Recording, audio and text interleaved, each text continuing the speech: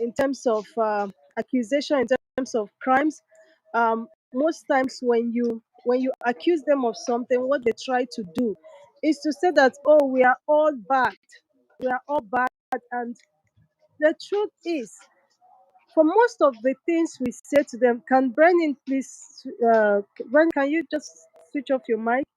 Thank you. So for most of the things that we say to them, right? All the accusation, when you say Tinubu is a dealer, even the people in the grassroots you don't expect, they hear those things and it sticks to their head.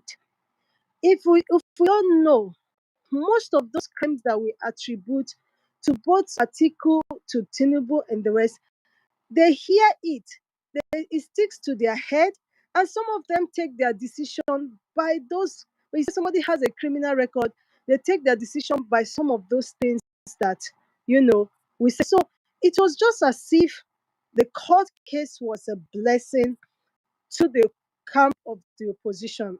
Like, we finally have one thing. I mean, when you talk about Tinubu, we tell you about your DG. When you talk, if you can't find something on your candidate, we say something about your DG. So if you say Tinubu is convicted, we tell you your DG is convicted. So what are you now saying? So this was a very dicey issue for us. And even our public defense, I knew that if we were not careful, we would say things that will be screenshotted tomorrow. It will keep watering down some of the stand, because I tell you, why they are fighting to get corrupt charges against us, they will also be going down with other information. We're going to dig up, our camp is going to dig up against them, whether we like it or not. People are going to sleep from both sides. So now, it may be we may have lost the battle, but the war, I think that we are now likely, even on a likely side to win. We may have lost the battle in the terms of, oh, they held us on our neck, they pressed our neck, and our DG is gone. However, when you look at it holistically in terms of the battle, right, in fact, this may turn out to be a blessing for us, in the sense that we now have more moral standing to point fingers to every bloody idiot, pardon my French, that is being called a thief on the opposition. I mean, you pointed one of us, and then the person had to go. So the more we get things from your end, we must act. So it is left to us. If you look at the post I made this evening, I said the battle line is drawn. It's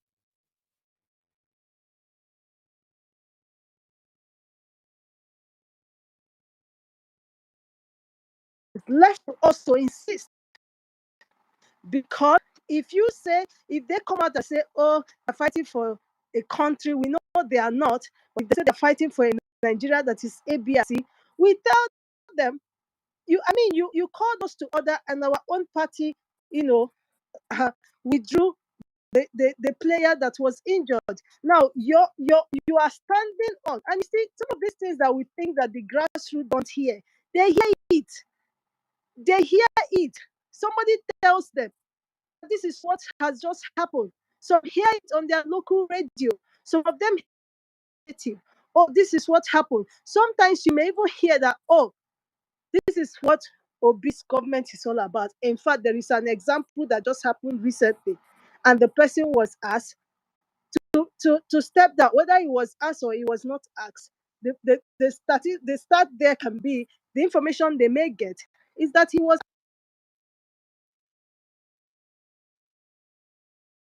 asked to step down, and he did, and that is what Obi's government represents. And yes, it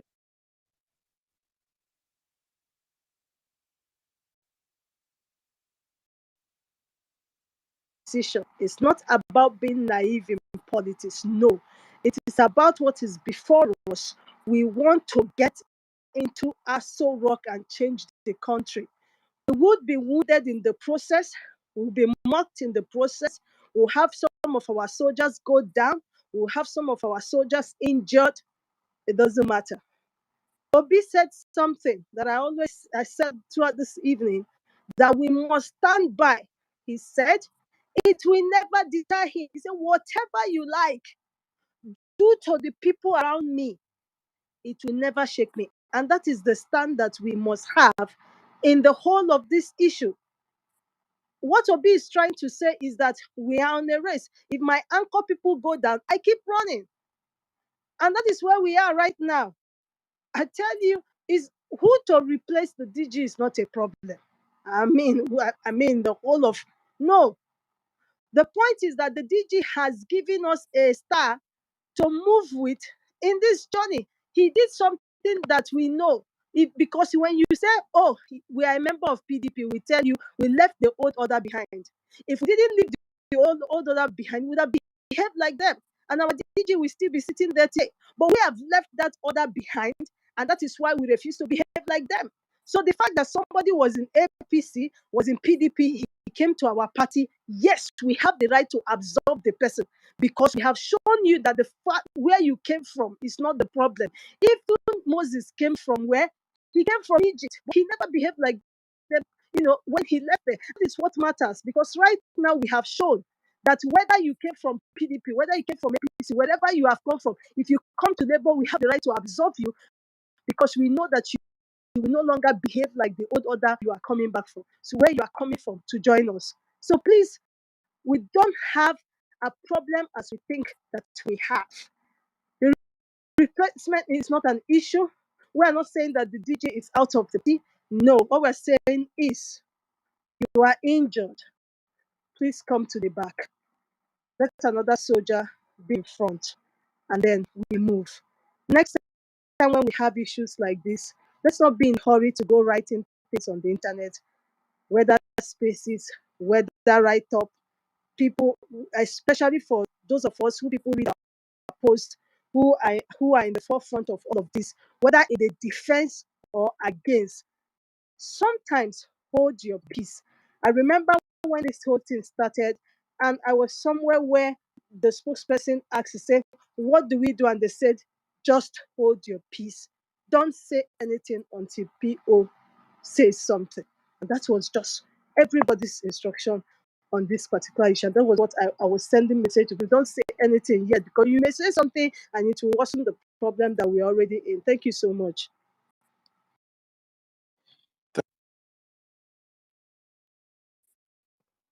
Thank you, Dr. Sina. Temitope there. Yeah, can you hear me? Yeah, go on, Yeah, bro. go on, bro. Yeah, good evening, everyone. Thank you for giving me the opportunity. Um, to the topic is actually a mixed feeling for me, and I'm very, very angry. Like, I don't understand most of the people in this obedient movement at times is like what they actually want in this race is like everybody should be like PO. Like, I don't understand.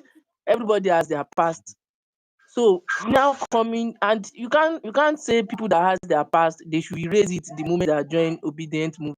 I don't understand. It can never be so. Most of the people that we are even looking up to in this obedient movement, since this thing happened, they started saying a lot of things, writing rubbish on their timelines. I don't understand. Like, the opposition that we are even against, most of them have the, like, they are even worse compared to these people we have in obedient movement, and we'll be the first person to start casting stone. I don't understand. What do we really even want? Like, this man has been with, okay, fine, court have given the order, he has been convicted, all those, okay, fine, but at least cut this man some slack. He has been with this, with PO since day one. Since day one, he has been with him. No, nothing, like, no empathy, nothing. They are just coming, attacking the man, go to their time, like, go and see sort of rubbish. They are even, most of them did not even read the proceedings of the court. They are just saying, okay, he's a criminal, is this, is that.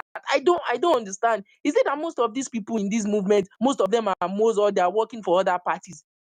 Even if the man is going to resign, let it do it at his own convenience, not people pushing him around, like pushing Peter to do this, to do that.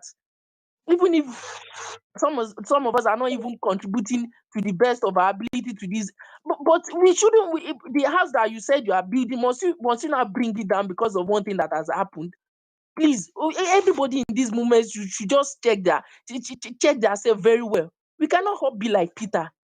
Like, people are God. See, let me just hang it and thank you.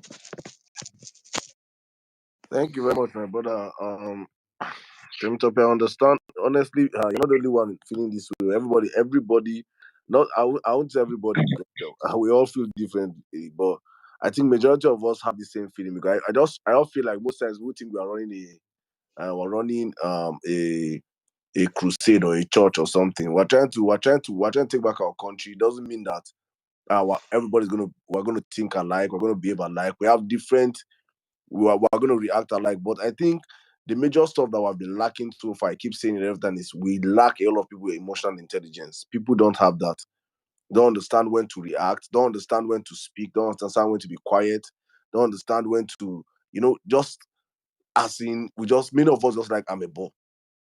We just want, just let me say, so I don't know whether something is for retweets or it's for likes. I just don't understand most time. I'm like, can't you just sit down and think? I tell people, I've been saying all this, I say, for every tweet you make, that tweet you made right now, does it add one vote to Peter? Does it add one vote to this movement? Doyin is on the ticket. Doyin is on the ballot. Why are you now coming? I had the back and forth with so many of our. I chastise people more in the DMs because I'm not. I'm wise enough to say most of my views, how I feel towards an event. I won't come out on Twitter here and say it. I will come to your DM and I'll tell you how I feel. It's part of why it is part of you understanding that there are some things that you shouldn't come out to tell and say. Some things should stay inside. Some things should never come out of your tweet or your. That's why there's a DM and then there's a TL. Understand this stuff. If you're not comfortable with some things, just hold back. In fact, shut down your phone and come back in 5 hours and you see there's a new thing trending. That's why I say I'm so happy that right now I cannot trace this back and say Peter called for Doyin to resign. Doyin himself took that decision, and this is an effect to show that the kind of government and the kind of Nigeria we want to bet. For 7 good years, Buhari has been in government with APC. It has been failures upon failures upon failures. Not one minister has resigned. Not one, as in, we have seen prison breaks back to back. Not one controller of prison resigned. Nobody resigns in a government that does not work. But you see this amount of resignation going on right now that Doyin can come out. It is a pointer that if you come into, we start this new Nigeria we're getting into. If you freaking get into office and you don't pay, Peter said it in his last interview when he with Arise, he said when they asked him about the service chief, they say, so you mean the service are not performing? He said they will go. If you're not performing, you leave. Governance is not your father's home. It doesn't belong to you. You perform and stay, or you don't perform and you leave for other people to come out and work. And I'm so happy that Doyin understands the kind of Nigeria we're betting, and he has taken the high road to do what is right for the people. But my problem is all those people that just read the headlines. You read headlines and you now started calling that man a criminal, call that man a thief, call that man a this and that. Honestly, we should do better as a people. All right, good. Let's get the conversation going, guys. For me, can I there? I'm here, Saddam. Okay. You want to say something?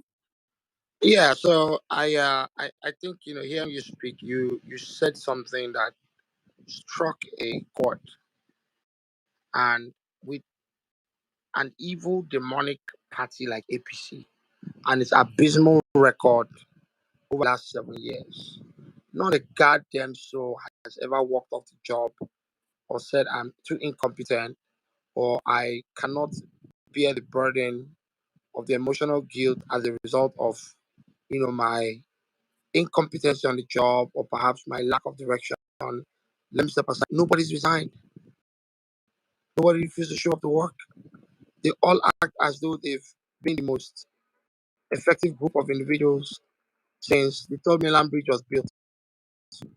Not like even that regime was, one to write home about, but it just speaks volumes that we have a country where integrity is missing, accountability is null and void, waste, fraud, and abuse is the order of the day, nepotism, corruption, insincerity, political deceit is the only way we speak, and they've come to make that business as usual. And we have to push back and say, you know what, perhaps it's time this generation rewrites its rules.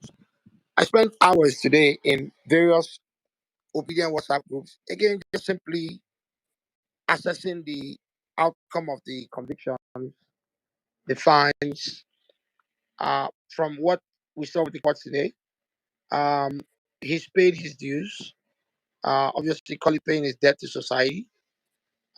He would have seen cast the first one, but then we're simply saying, as a movement and as many are stressing, perhaps that cloak we're wearing, where we're saying we want a departure from politics of old, governance that's backward, political establishments that feel like they're untouchable, to be a thing of the past. Maybe, perhaps, this is one more event in history that's testing us as a movement.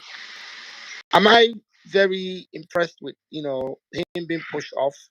Not like he was pushed off. So let me retrace my steps. Him trying to resign, I would say not, because he's experienced. He brings a lot of direction to the campaign. But then, as someone said, softly, he's a soldier. He fought a great fight. It's time for a different general to take on the ranks and move on the campaign in a new direction that is without any type of interference or distraction. So I think it's win-win if you look at it, because now we can stand tall. We can beat that war drum and say APC, PDP, whoever you are, present your candidates, present people in your portfolios, and let's see if they can stand the test of integrity that we seek as a new generation. So it's not the time for us to bicker or fight each other on whether it was good or bad. Again, it was a self-made decision. We turn that chapter. We hope we get a stronger DG that can fill in his big shoes as quickly as possible. But if there's any of them thing we keep doing, we keep pressing their necks. And today we've only just been given a bigger stick to go into town and whack these people on the head and wipe them with cords in the neck. Because guess what? If we would see one of our own decide to again fall on his own knife, figure of speech, we're saying just to keep the movement stronger, then perhaps we now have that moral standing, that position to demand even more. It's not like these people care about our opinions or our perspectives, but at least we can look at ourselves where it was difficult. We shouldn't make these spaces about. That's why I quickly went in and I've changed the conversation. We're not going to lose focus on PVC collection, because we can have all the great guys in the party, PCC, we can have all of the amazing influencers and the best spaces. If we don't have our people armed and equipped with PVCs ready to vote on election day, then it's just another jamboree. So please, if you've not got your PVC, make it a Christmas gift. Wrap it in a box. Put a bow on it. Christmas Day, unwrap your gift and say, I got my PVC. That is the best Christmas gift you can give yourself. You can give to your fellow Nigerian, and you can give to an unborn Nigerian. I am pleading. Let that be the Christmas gift we all look forward to. Don't plan to hog the mic too long. Julian, go ahead. Mic is yours. Akim, before Julian goes on, let me just even say this one more time, because it's important we shape this narrative and let people understand what just happened. Nigerians, the choices before us is very, very, very clear. It's like night and day, or just in the course of this campaign alone, your voices have been heard, directly or indirectly. I know how people cried and shouted about General Eneche, and if you remember, because of his role that he played as a spokesperson for the army in the Lekki massacre, and he was dropped from the PCC. Here's another one. Even if it was a voluntary action by Doyin himself, definitely he must have sensed the room and sensed the agitation from a whole lot of you. So if you want a regime, if you want a government that is coming in that will listen to your plight, that listens to you and reacts immediately, and have people that work under them read the room and react also, not even waiting for that principal to make decisions for them, then you know where to. Or if you want a government that does not even freaking care about you to the point that they're not ready to grant interviews, they're not ready to even come on TV to talk to you. They organize their own town hall and lie to themselves here. They're not ready to come for any debate. The choice is yours. Julian, you have the space. Good evening. Yeah, good evening. Hi everyone. What's happening today at the Labour Party movement and everything. I'm happy and not happy at the same time. Why I'm happy is because of the fact that Doyin Okupe did this, more or less from the depth of his heart, and he said, "Hey, we don't want this party to be stained in any form, or shape." And he took the decision that he felt was best for him and best for the movement too as well. But one of the things that I'm sad about is it's coming at a time where we are seeing a lot of people trying as much as possible to slow down the movement and for it to have some sort of like, but you see, these things are not going to work because it's bigger than it's bigger than the PCC. It's bigger than the people who are organizing it. It's a Nigerian election. And let's not get this twisted, right? Let's deep down in our minds know that this is a Nigerian election. Nobody is going to be left unchecked from PO down. No one is spared.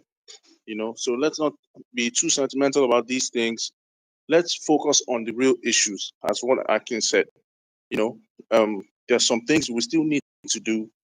Things like the PVC collections, raising of funds for the campaign, for the movement, for the mobilizations, etc.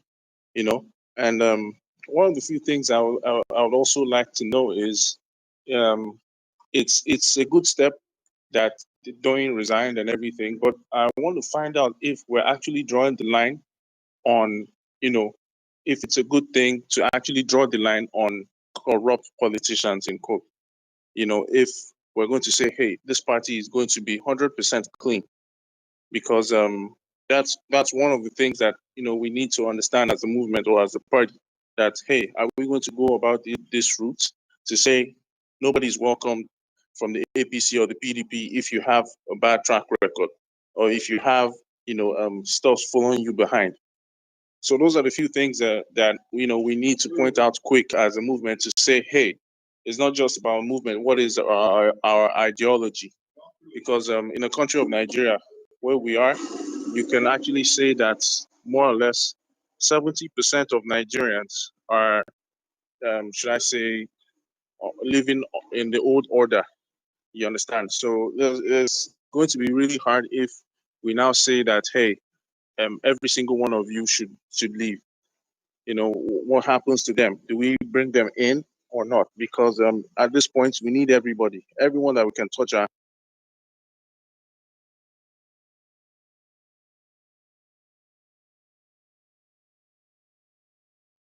Hello, Julian, are you there? To point out as a movement as going forward.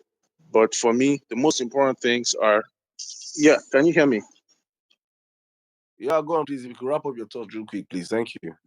Okay, quickly. For me, the most important things are just fundraising and an organization. Yeah, thanks. Thank you very much. Brennan, are you there? Good evening. Yeah, sure. Yeah, good evening and good day to everyone. First of all, I'd like to appreciate Aki and Saddam for the good things you do. Of course, me myself and Aki, we used to cross paths when we were younger. I'm sure you won't remember me, but eventually, when we win, we'll meet and celebrate about it. For me, I would like to congratulate the Obi supporters. Of course, this is not for us to let down, because I think this is what happens when you're nearing victory.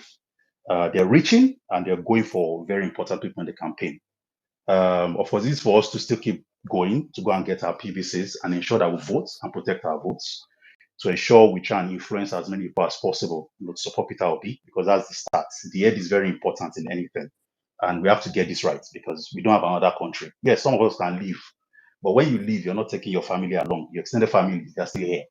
When there is drama, they still have to look up to you for you to settle them one way or the other.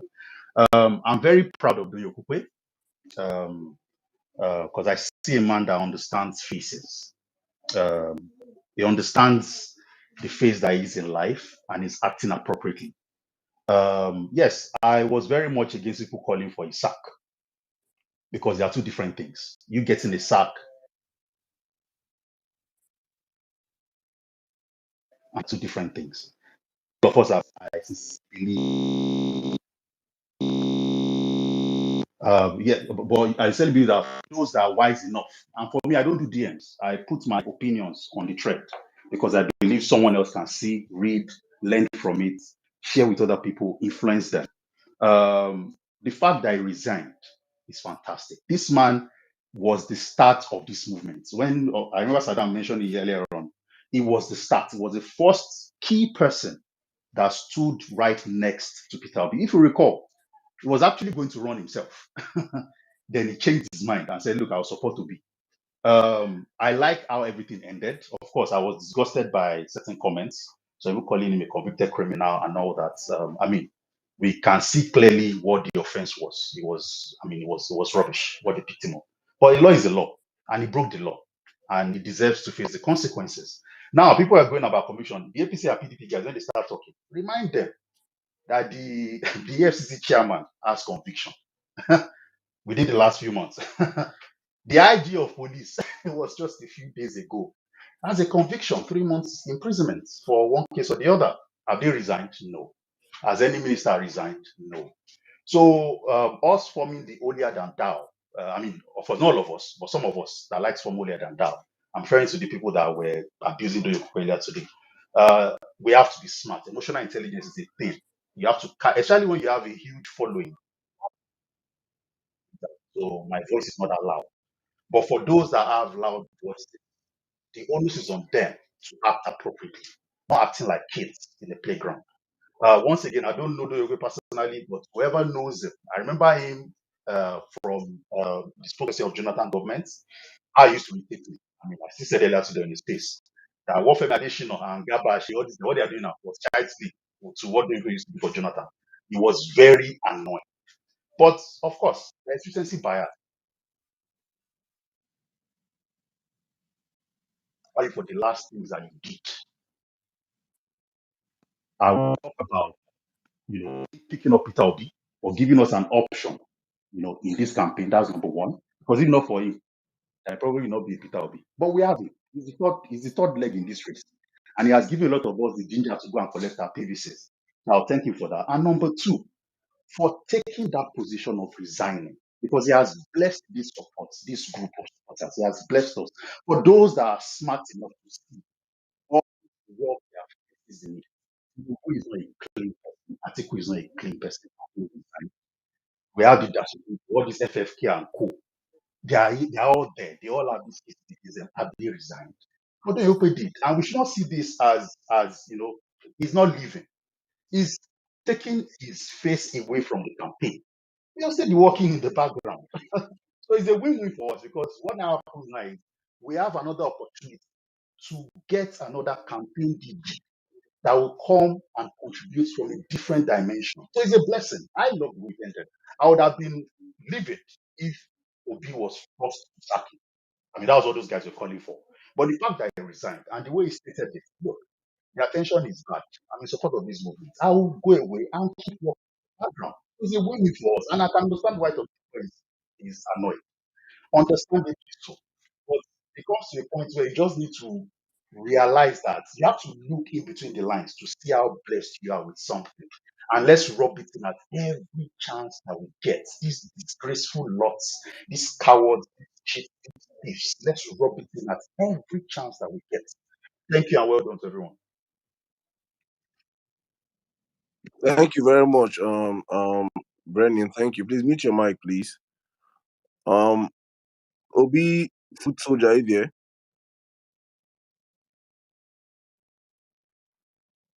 Obi, foot soldier, are you there? Hello, good evening. Yes, I'm here. Thank you. Can you hear me? Yeah, go on, please. Help this miss. Okay, it's just a quick one. Let me even speak. I speak in Pidgin, I beg, Jerry.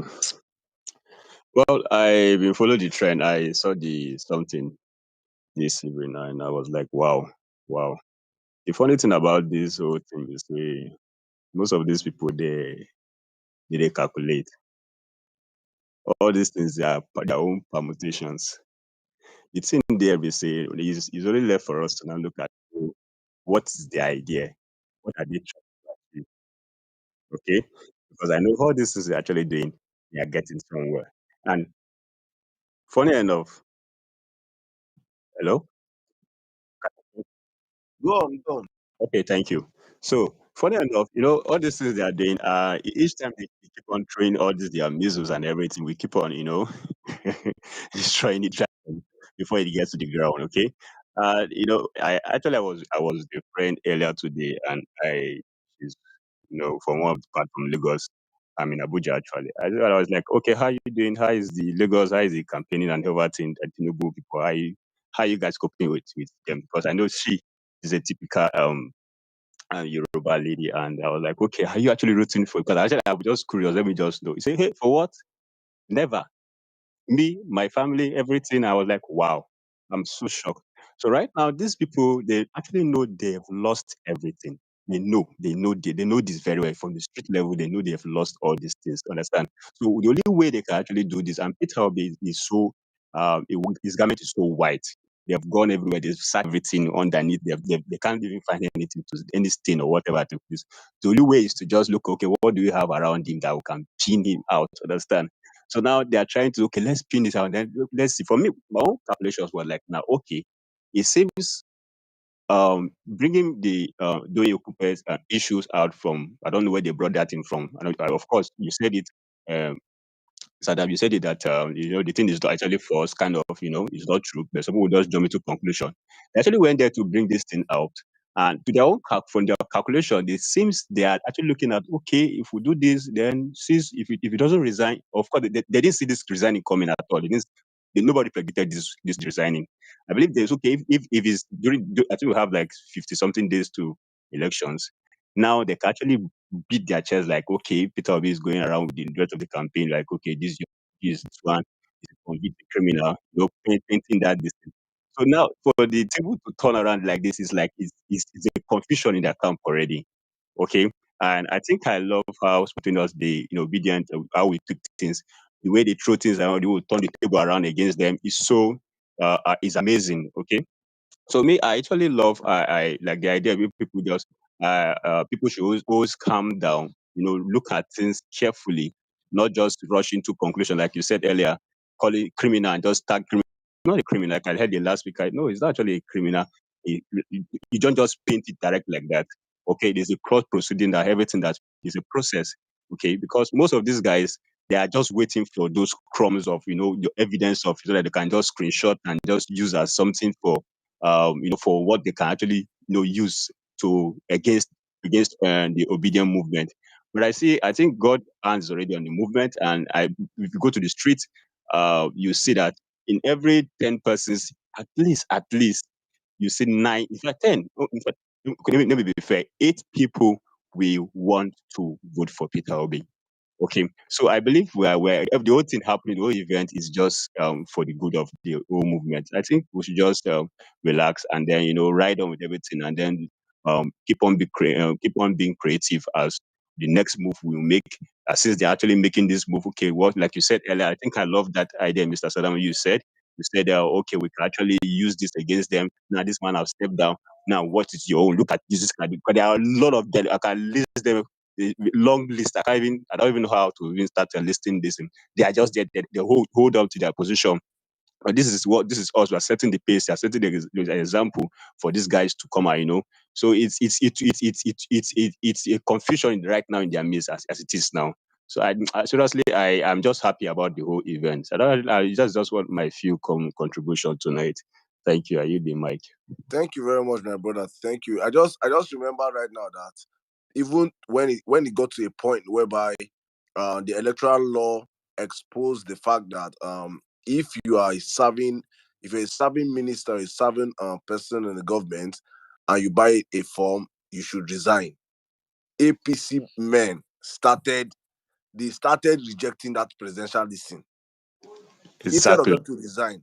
Instead of Ngige and the rest are bought forms that have been abused, that have performed woefully. Instead of them Exactly. to resign, they refuse to resign. Instead, that 100 million that they've spent, they let it go to the air, and they continue with governance. I think it's only Rotimi had to seize on to the end because he thought he was going to win the election. He was going to win the primaries. Yeah. As you actually think, All yes. of them, to the CBN governor, all of them that were meant to have resigned because of the fact, and these are woeful performers that failed woefully all through the past 7 years. But because of the fact that the only reason why they would have resigned was from the electoral law, they said no, they will stay back. So APC does not. I'm just looking at the bright side of this whole stuff that Doyin has given me, as I am like, it's more ammunition now to go and destroy you. You cannot stand where I am as an APC member and talk because right now Doyin has showed you that okay, you have accused me. You're even if he can go to the Supreme Court and win victory, and everything goes back and he clears his name and everything. But no, for the sake of this election, for the sake of the next 60 days, for the sake of 68 days, these guys will come up and say so many nonsense, tying him to things that does not concern him, tying Peter's name. They have been finding a way to say because we know Tinubu is a thief, Tinubu is a drug dealer, Tinubu has been convicted. The same way, please guys, is Doyin Okupe going to court? Is he going to jail? Can anybody else respond to me, please? Is he going to jail, please? No, he's not. No, He's not going to jail. But he was convicted, right? Yeah. The same way Tinubu did not go to jail, but he was convicted of drug dealing in America. Thank you. Savik, my brother, good evening. I have the space. Good evening, Saddam, and good evening, Akin. Honestly, I think I agree with everything you said, 100%, right? But I have my own concern, and I want to vent it out on what's his name again? One of our obedient person, Dr. Obebanwa. I want to call him out. I don't know if he's on this space. There are some things you don't come out openly to criticize if you believe in a movement. I saw what he wrote this morning. I was so furious about it. If I see him right now, no matter that he's my elder, I'm going to insult him. You don't do that. You don't know politics more than Doyin Okupe. You don't know it. No matter how far you think you've gone in life, you don't bring out and come out and call him Doyin Okupe a criminal. Who the hell are you? And I keep telling you this in every time. If you know that you want to represent obedient in anything, go ahead and represent obedient and not just come out every single slighted chance you have. You come out in the open and start criticizing people that are putting all their effort in this movement. Do you know what Doyin Okupe has sacrificed in this movement? Do you know that? When you were gallivanting around with Kisli Mogalo, Doyin Okupe was the person going around the whole country putting this campaign in order. And then you come out of nowhere after Kisli Mogalo lost out the election, and you come out of nowhere to call this guy a criminal. Are you crazy or something? Who the hell are you? And if you don't want to belong to this movement, get the hell out of this movement, Dr. Pepper. We don't need you anymore. We don't need you anymore. You are saying all this trash every single time you see any loophole that you see in the obedient movement, you capitalize on it and start saying trash. Why do you always do this? Yes, he was convicted for what? Unknowingly receiving cash. That's what he was. You are a lawyer, you should know better. You are a lawyer, you should know better. Or you should know better.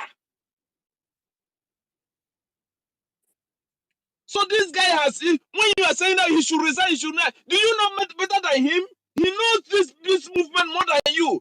He was in this movement before you.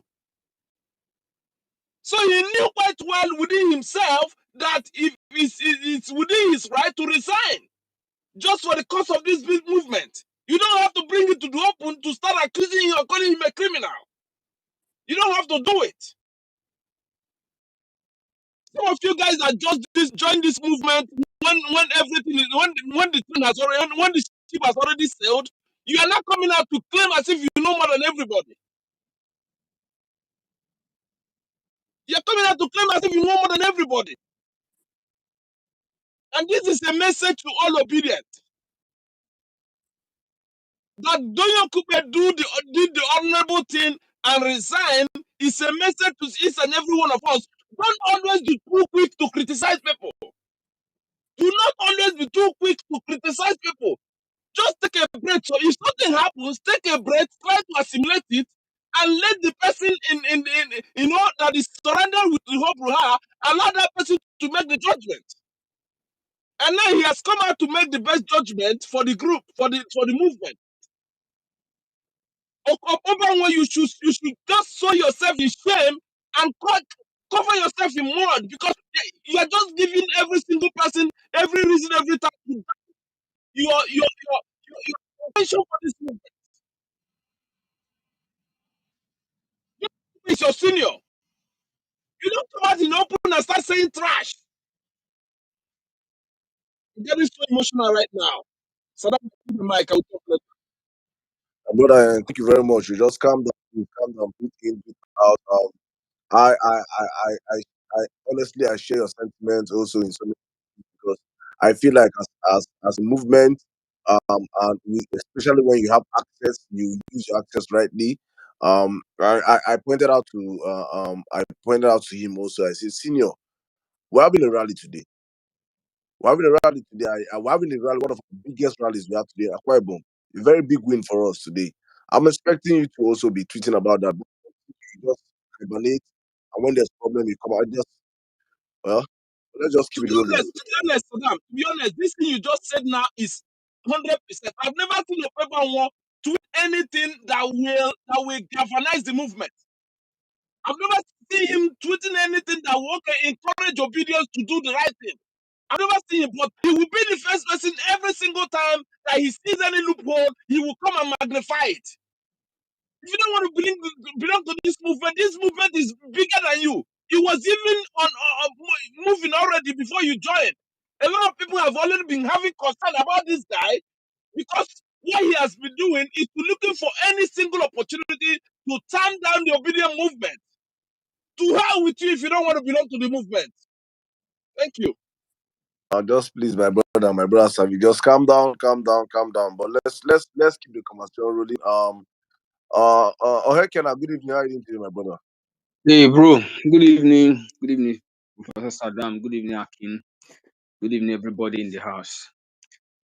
First of all, I would say thank you to Dr. Doyin Okupe for resigning.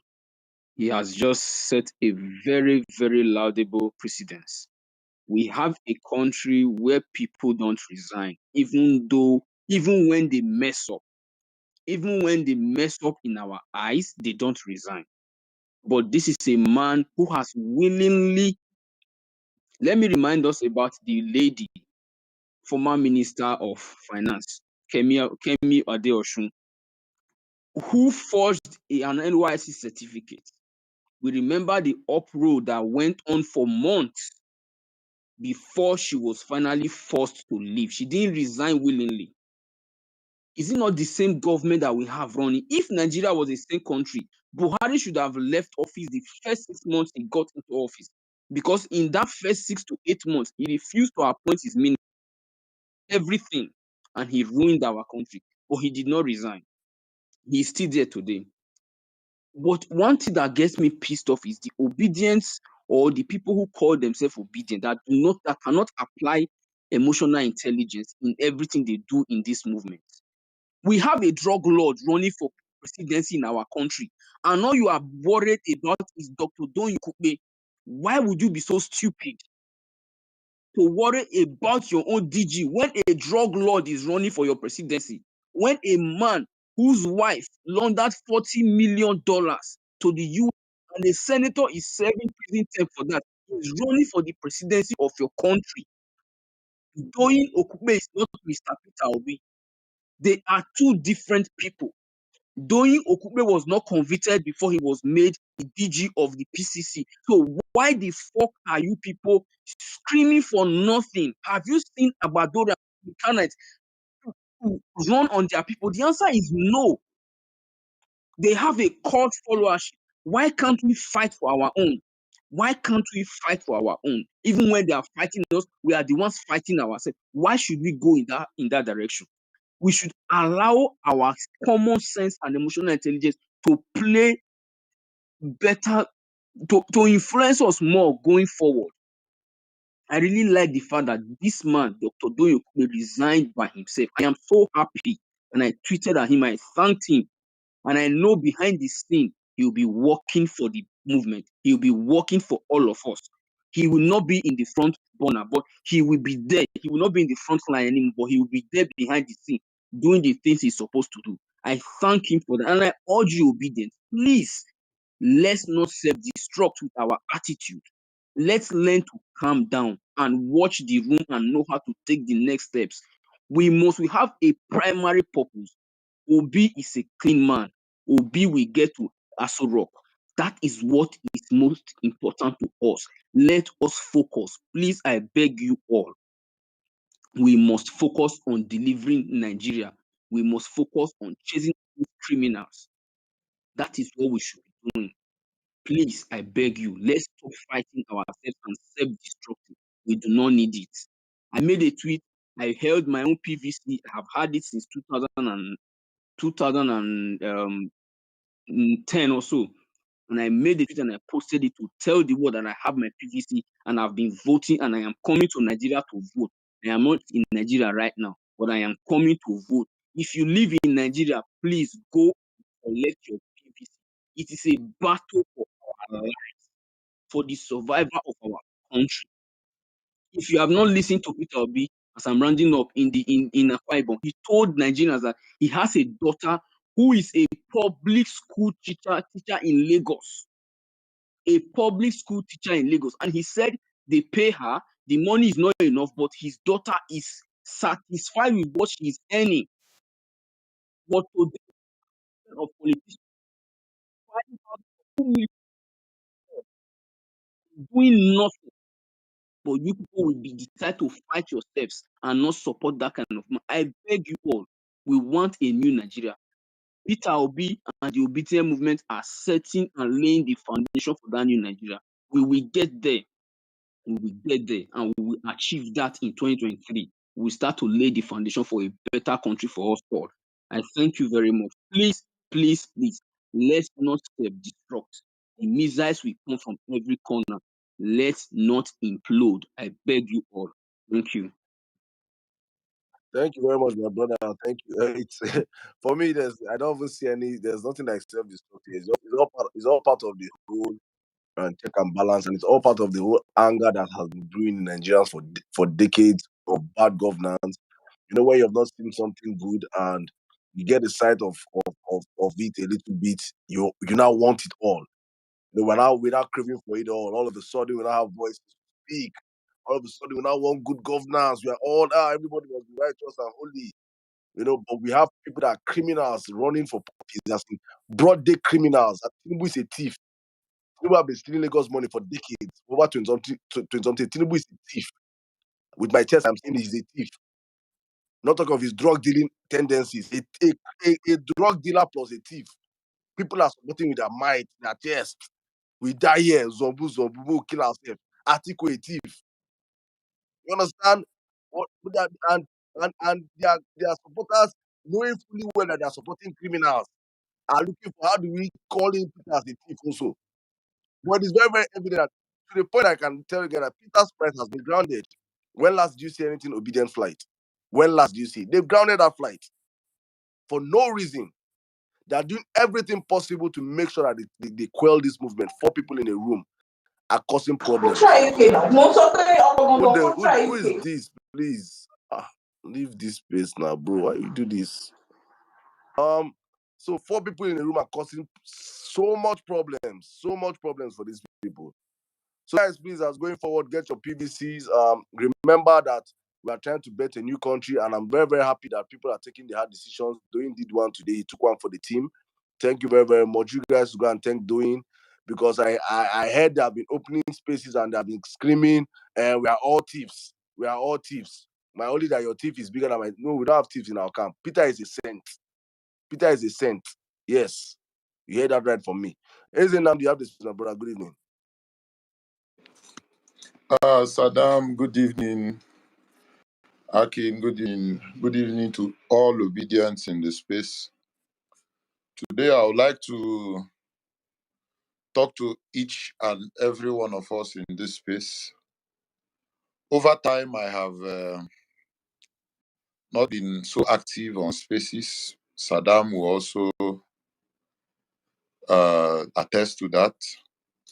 But I want to tell everybody in this space and in the obedient movement that what you found yourself in is a very spiritual movement, which you do not, sometimes you might not even understand what is going on. But just know that something strange is about to happen to Nigeria. And Peter, our principal, said that both camps have now teamed up. In fact, he did not know when he said, he made mention of that. He said both camps have now teamed up and they are looking for every means possible on how to stop him. Now, nothing is on Peter. I always say it. Show me, even in America or in Canada, a man who managed over 700 billion. And he said, if you find a place where 1,000 naira is missing, bring it to me and I will stop campaigning.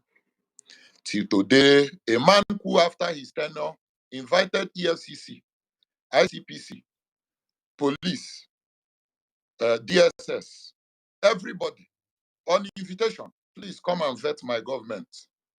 If there is anywhere I made mistakes or I committed a crime, kindly jail me. He is the only person with such record in Africa. And you say he is not sent to be. I then wonder who you people call saints. It then means I don't even understand what you people call saints if Peter is not a saint. And then I go to spaces and then I hear people say, we are not saying Peter is a saint. My people, my friend, Peter is a saint. I don't know what you are talking about. Because what he did is not even possible with me, even with the new Nigeria I'm fighting for. It's not possible. I am not sure. I can trust myself that out of 700 billion, not even 1,000 naira will move to somewhere. I don't think I have such confidence of myself as a person. I'm talking as an obedient. And going forward, we all have to be very careful. I want to ask Una. Una no know say Doyin Okupe go resign before. Are you more intelligent than him? Are you smarter than him? We no sleep, wake up. Court no sit, judgment come out. And you think he does not know that they are looking for everything, including him, to use and pin it on P2B? Are you trying to tell me that you are smarter than Doyin as an obedient of yesterday? I was never an obedient, though, so that we don't confuse ourselves here. I am a PDP boy. I come from a PDP stronghold family. And I've made enemies because I have senators viewing my status. And if you read what I used to write about this obedient movement, you'll be shocked. My uncles have called me to caution because these are people who have benefited from this government. I have also benefited from PDP governments. I come from a big PDP family. But I chose to be obedient because I have seen that the proceeds of what I have benefited from PDP or APC or whatever I continue to benefit from them, that a time will come tomorrow where I will not be alive to even spend those things. I said it in one of the spaces. For the first time in my life, since I was born, I saw 2 fighter jets in Enugu State. And you people are here telling me stories. 2 fighter jets in Enugu State. Yesterday, a community in Enugu, the killer headsmen have turned it into their playfield. They keep on wiping people out. And these things are more terrible news than the fact of Doyin Okupe. But you find obedience trying to assassinate themselves. So what you people are telling me now is that with all the risk I have taken for this movement and all the pressure and all the enemy I've created both within my family and my uncles who have, through their connections in PDP and APC government, have given me contracts, which I did and I benefited from, but I've turned against them, all in the name of obedience. So tomorrow now, when something comes up about SN Namdi and obedience, Saddam or Akin will go and screenshot my face and then put it on his page that SN Namdi must be sacked, or he should relinquish his position immediately. And you tell me that we are all one family and we are all obedience. Let's be careful of what we are doing. No, let's be careful. I say, we can say that a mumulity is a mumulity. Uh, let's be careful and know when you have turned yourself to a mumu. Be careful. You are in. Listen, when the vice president was in one of the spaces, Datti, what has happened with Doyin today? Expect more of it. And that is why I say the obedient movement is a spiritual movement. Tomorrow it can be me. I'm not saying that what he did is right. I'm not saying that he should not resign. But obedience should, you don't get open space and then your topic is Doyin must resign. And you come out and tell me you are obedient with all Doyin have done. And you see the story where it started from. This is a man who is paying for working for PDP. The crime today he's paying for is what he did during his service to his former party, the PDP. And it is still that same former party because he left them and has decided to keep to keep his hand straight. They have gone to hijack it to fight against him. Then the newfound family, the newfound love, the people he has now called family, is the same people that went to hijack his picture and then put it on their page to show that they are activists. And there is a way I behave. If you notice, during the time of Jamilu and Aboki Nagari, I did not come to this. Saddam hosted this space. I didn't come there to comment because these are my Hausa brothers. In my mind, I said to myself, at the end of the day, if we are deceiving ourselves, on election day, it will play out. If you collected money from people to campaign for P2B and deliver and on that day you were not able to deliver even your polling unit, that day I will deliver my polling unit and I will paste the results online. Or on the election day, it is operation, deliver your polling unit. Let's all see what we have been talking online here for the past 6 months to know whether we are coming here to deceive ourselves or to motivate each other or to just collect speaker and be talking. All the time you collect speaker and talk. It will show whether you are from the north, southwest, southeast, south, and northeast. It applies. Jamilu applies to everybody in this space. Aboki Nagari applies to everybody in this space. It was just God trying to use those of our brothers to tell us, see, on that day the results and the report card will show. So it is not about who collected money or who did not collect money. It is about delivering your polling unit, cum local government, cum state. So if our northern brothers do not deliver, on the election day, we will see that they did not deliver. It is not hidden under the sun. It will be clear. If our southern brothers or southwest or south or southeast did not deliver, on election day, it will be clear to everybody that we did not deliver. And that was why on that day, when everybody was shouting, I said, this is a distraction. I did not post about it. I did not tweet. I did not like any tweet. I did not, because on the other hand, I said, no, these are still my brothers until proven otherwise. Aboki Nagari is my brother. And we are still working in the same train. Forget about whatever comes up, whether the religious connotations. that comes to it. And most times, one thing we must also understand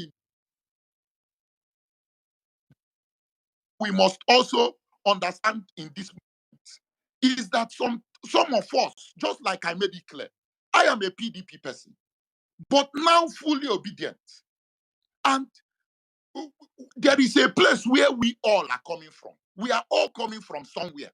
Yes, some people are fresh obedient. They've never joined, they've never belonged to any party. Fine. But some of us, we are coming from somewhere. And sometimes you have to be careful when maybe something from our past springs up. The way you go about it says a lot about all of us. You don't just go and start killing yourself and start shooting yourself. And that was why when the issue of Okupe happened, what I expected, the PDP guys, they already started hosting spaces. It's normal. Do this, no problem. And you know, when I collected the mic in one of the PDP spaces, you'll be shocked at what I said. I just came there because when you want to use emotional intelligence, me, I will blackmail you. You cannot be smarter than me. I just picked one of mic in one of the spaces. And then I said, CEO, Peter Obi is going to win this election in a landslide with nothing less than 10 million votes. I'm not even talking about the topic. You see, I'm not interested in their topic. What I'm interested in, you have given me mic. I want to contribute. I said Peter Obi will win this election in a landslide. And with nothing less than 10 million votes, that we are going to have problem with everybody in this space. If Peter Obi wins this election with less than 10 million votes, I will sue the hell out of all of you people. If, listen, we will sue, I will sue the host, I will sue the co-host, I will sue everybody. You see what I'm not interested. It is their business to discuss Doyin. When I pick the mic, I talk what I want to talk because I know the audience I'm looking I want to speak to. And then you find out the obedient family.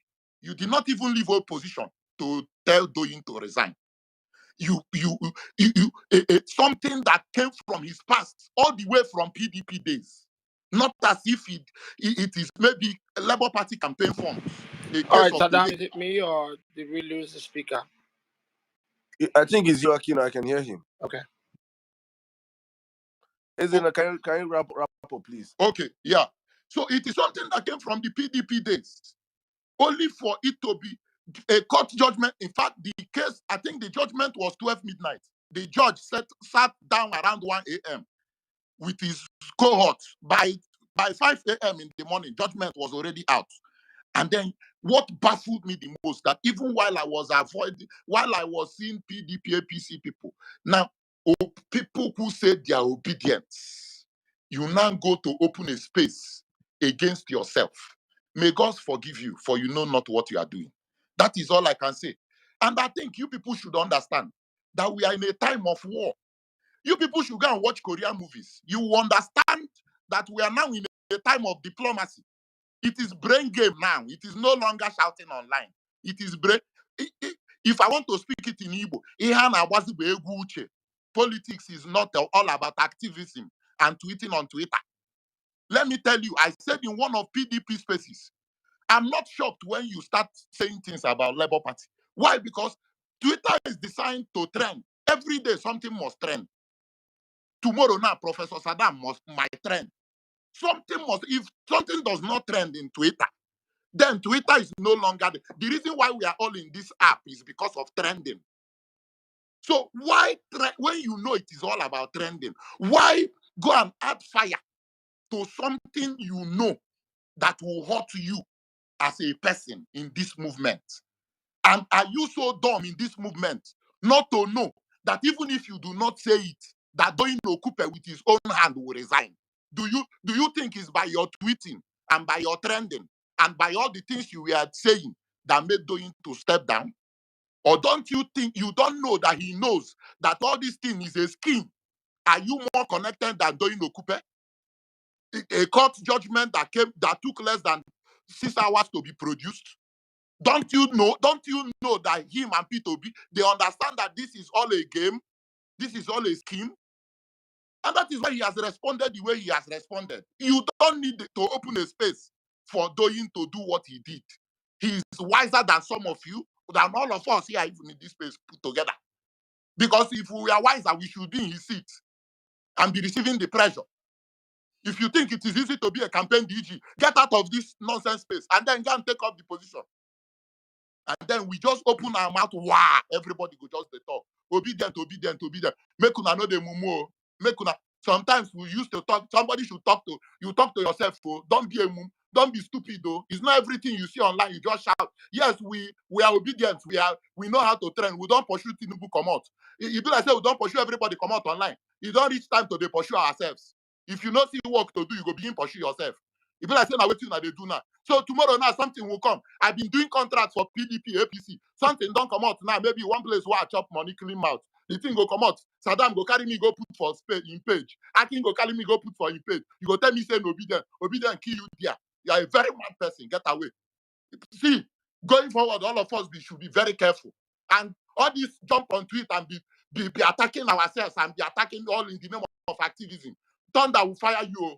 So what we are interested is in P2B winning an election. Not about any campaign that took money in 1989. P2B to win the election. That's what we are here to deliver. And as you are shouting online and activating, doing activism online, deliver your polling unit. Oh, not be to tell you they shout obedient, obedient. Deliver your polling unit. On that day, everybody show your polling unit here. For those, even you that collected money and the one that did not collect money. Whether you collect money or you did not collect money, deliver your polling unit is the end of the game. That is the game. When they play politics with drug lords, criminals, thieves, when no one gets sense.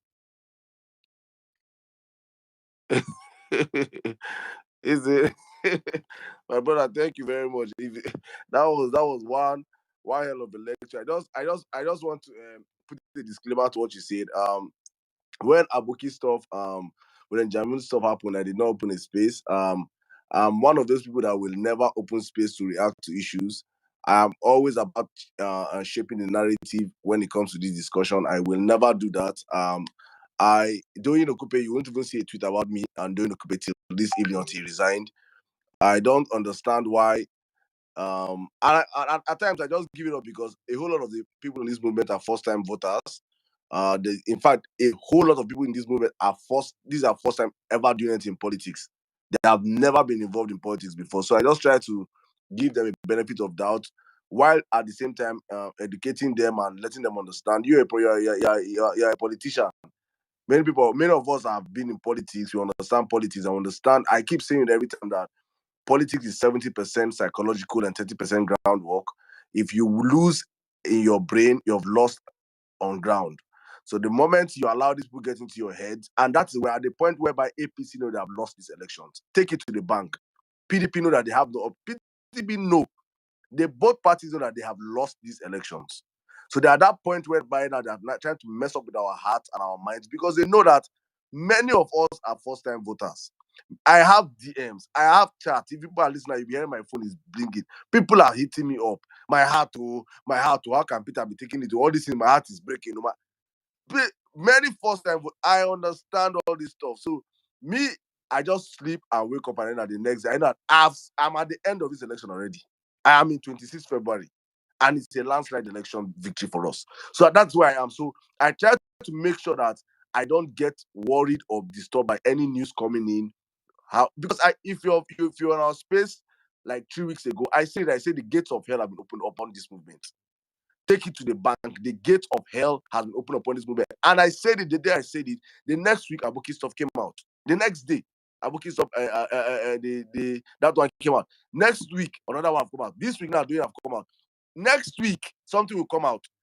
Get ready till the election day. Peter Obi's wife will come and talk, say, I know do again. Or that thing will come and say, I know do again. Get ready for such news.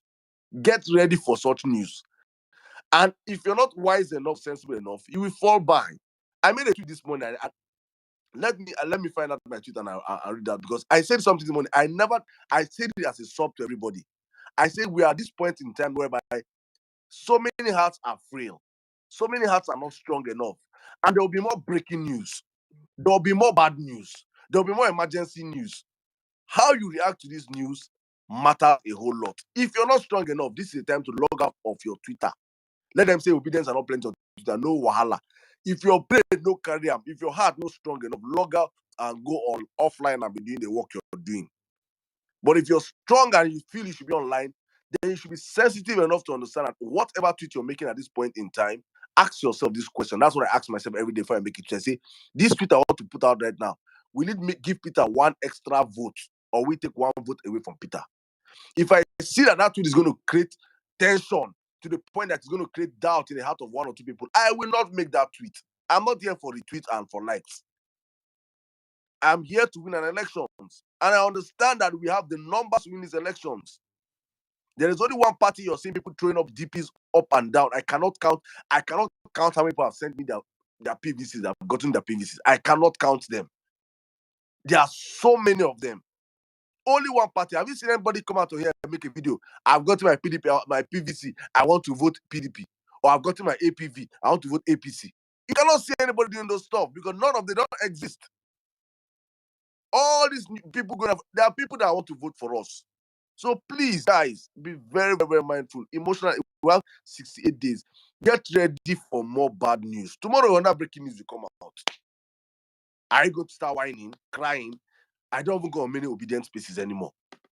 Before everybody know me, I know I'm a spaceman. I go on spaces just even.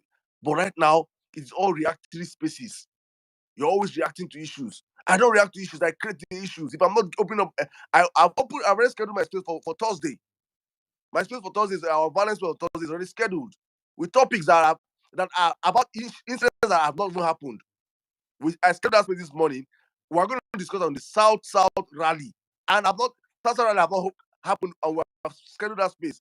You should be able to understand that you should, as space hosts, most of you that are space hosts, please understand that your spaces should be spaces to shape narrative going forward. Because whether we like it or not, a whole lot of our obedient brothers and sisters are first-time voters. They don't understand what is happening here. And these perennial demons in PDP and PAPC that understand that it is all that they have lost this battle right now. Let's get into this people's head and let them feel that they cannot win these elections. Their job right now is to make sure the whole spaces to attack us. Please know the space you're going to. Thank you. I'll ask you good evening. How are you doing tonight, my brother?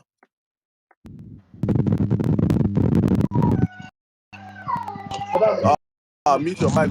I didn't call you, please. No, please. Hi, please. Oh my goodness. Hello. Okay, yeah.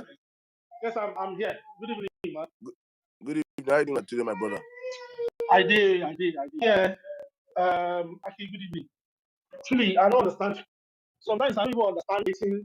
See, let's stop. I think we should really stop joking with ourselves and tell ourselves the real truth the way it is.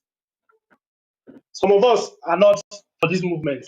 They are just here to wait because I cannot imagine when we are looking for money, they will disappear. When we are looking for boots on the ground, they will disappear. When we are talking serious issues, they will disappear. But whenever there is a problem, those clowns would appear and start putting up spaces together, and some other clowns will join them and start making useless arguments for the whole of yesterday and today. I have been telling them in most of these spaces that I do not see the sense in all these things. I don't understand. Okay, let's even assume that Peter is a saint. So fucking what? Everybody in Nigeria should be a saint. Says who? Is Peter going to become a president of saints? Is he not going to become president of APC, PDP, NMPC, all those people, bandits or criminals or all bunkers, everybody. So what is this? What is this expression of ignorance and naivety that I'm seeing? Some will even come and say, "Oh, the movement has lost momentum." That momentum killed there. Which momentum? People are trying to get their PVCs. You say they've lost momentum. Which momentum did we lose? Who did we lose the momentum to? They will now say, "Oh, that we've been attacking APC too much, so we've given PDP, all the people born from APC, we've handed them to PDP." And please, for me, I think we should understand that at this point in time, we are fighting a war. And we cannot pretend that PDP are the people attacking us the most. And we've been pretending and overlooking them. That's just the simplest truth. And we need to do something about it. Doyin Okupe stuff is not APC. It's actually PDP. Because APC is busy with MFLA and the rest of problems. But all this nonsense that's going on is PDP. So why would we open a space and call it obedience space? Then we allow Or PDP to come in. Olawaski, let me come here before you go, my brother. We said something. If you're one of us now, bro. We have been saying this since like 5 months ago. Brother S always says this. He said that by this time in December, PDP and APC will merge together. Don't absorb each other. This is a joint plan. These are joint task force. You know, it's a JTF. Now they do us like this. Saddam, Because right now we are Saddam, defeating them. Saddam, Peter said it today. Peter Obi said it, that they are already together trying to stop him. Right? He said it Peter right. said it today. All right, you see. It's a joint task. They now understand that this battle is between Nigerians and against the elite, which they represent. Understand that apart That's from a the few, fact. apart from Saddam, the we understand, go on, Sam. bro, I go on, think go we on. should I'll start. ask you, go on. Yes, and I think we should start identifying these people that keep doing this nonsense, because we cannot continue like this. They cannot keep hiding. Now they've gone back to hide. They'll be waiting for another scandal to come out. Then you see them appear from nowhere, start hosting spaces, and you see some other will be there, start arguing nonsense. Do you even understand the import of what has just happened? That Doyin would have been there. He has given up a whole lot. He has stood firm, opened his chest, even though he has a very broad chest, and stood there. And something happens. Instead of you to, if you cannot do something, keep fucking quiet. Keep quiet and allow him to solve his problems himself. Do you think he's stupid? Waiting when I even sabi self, when I would just be on the do like say all of a sudden within 6 months you know too much. More than somebody that has been in this game for over 18 years. House where you never enter, you don't claim ownership. Are you normal? And this was the problem with PDP. This was how they lost it. PDP was not already in power, but they were forming as if they were in power. That was how Peter left them. And the Ayash opened.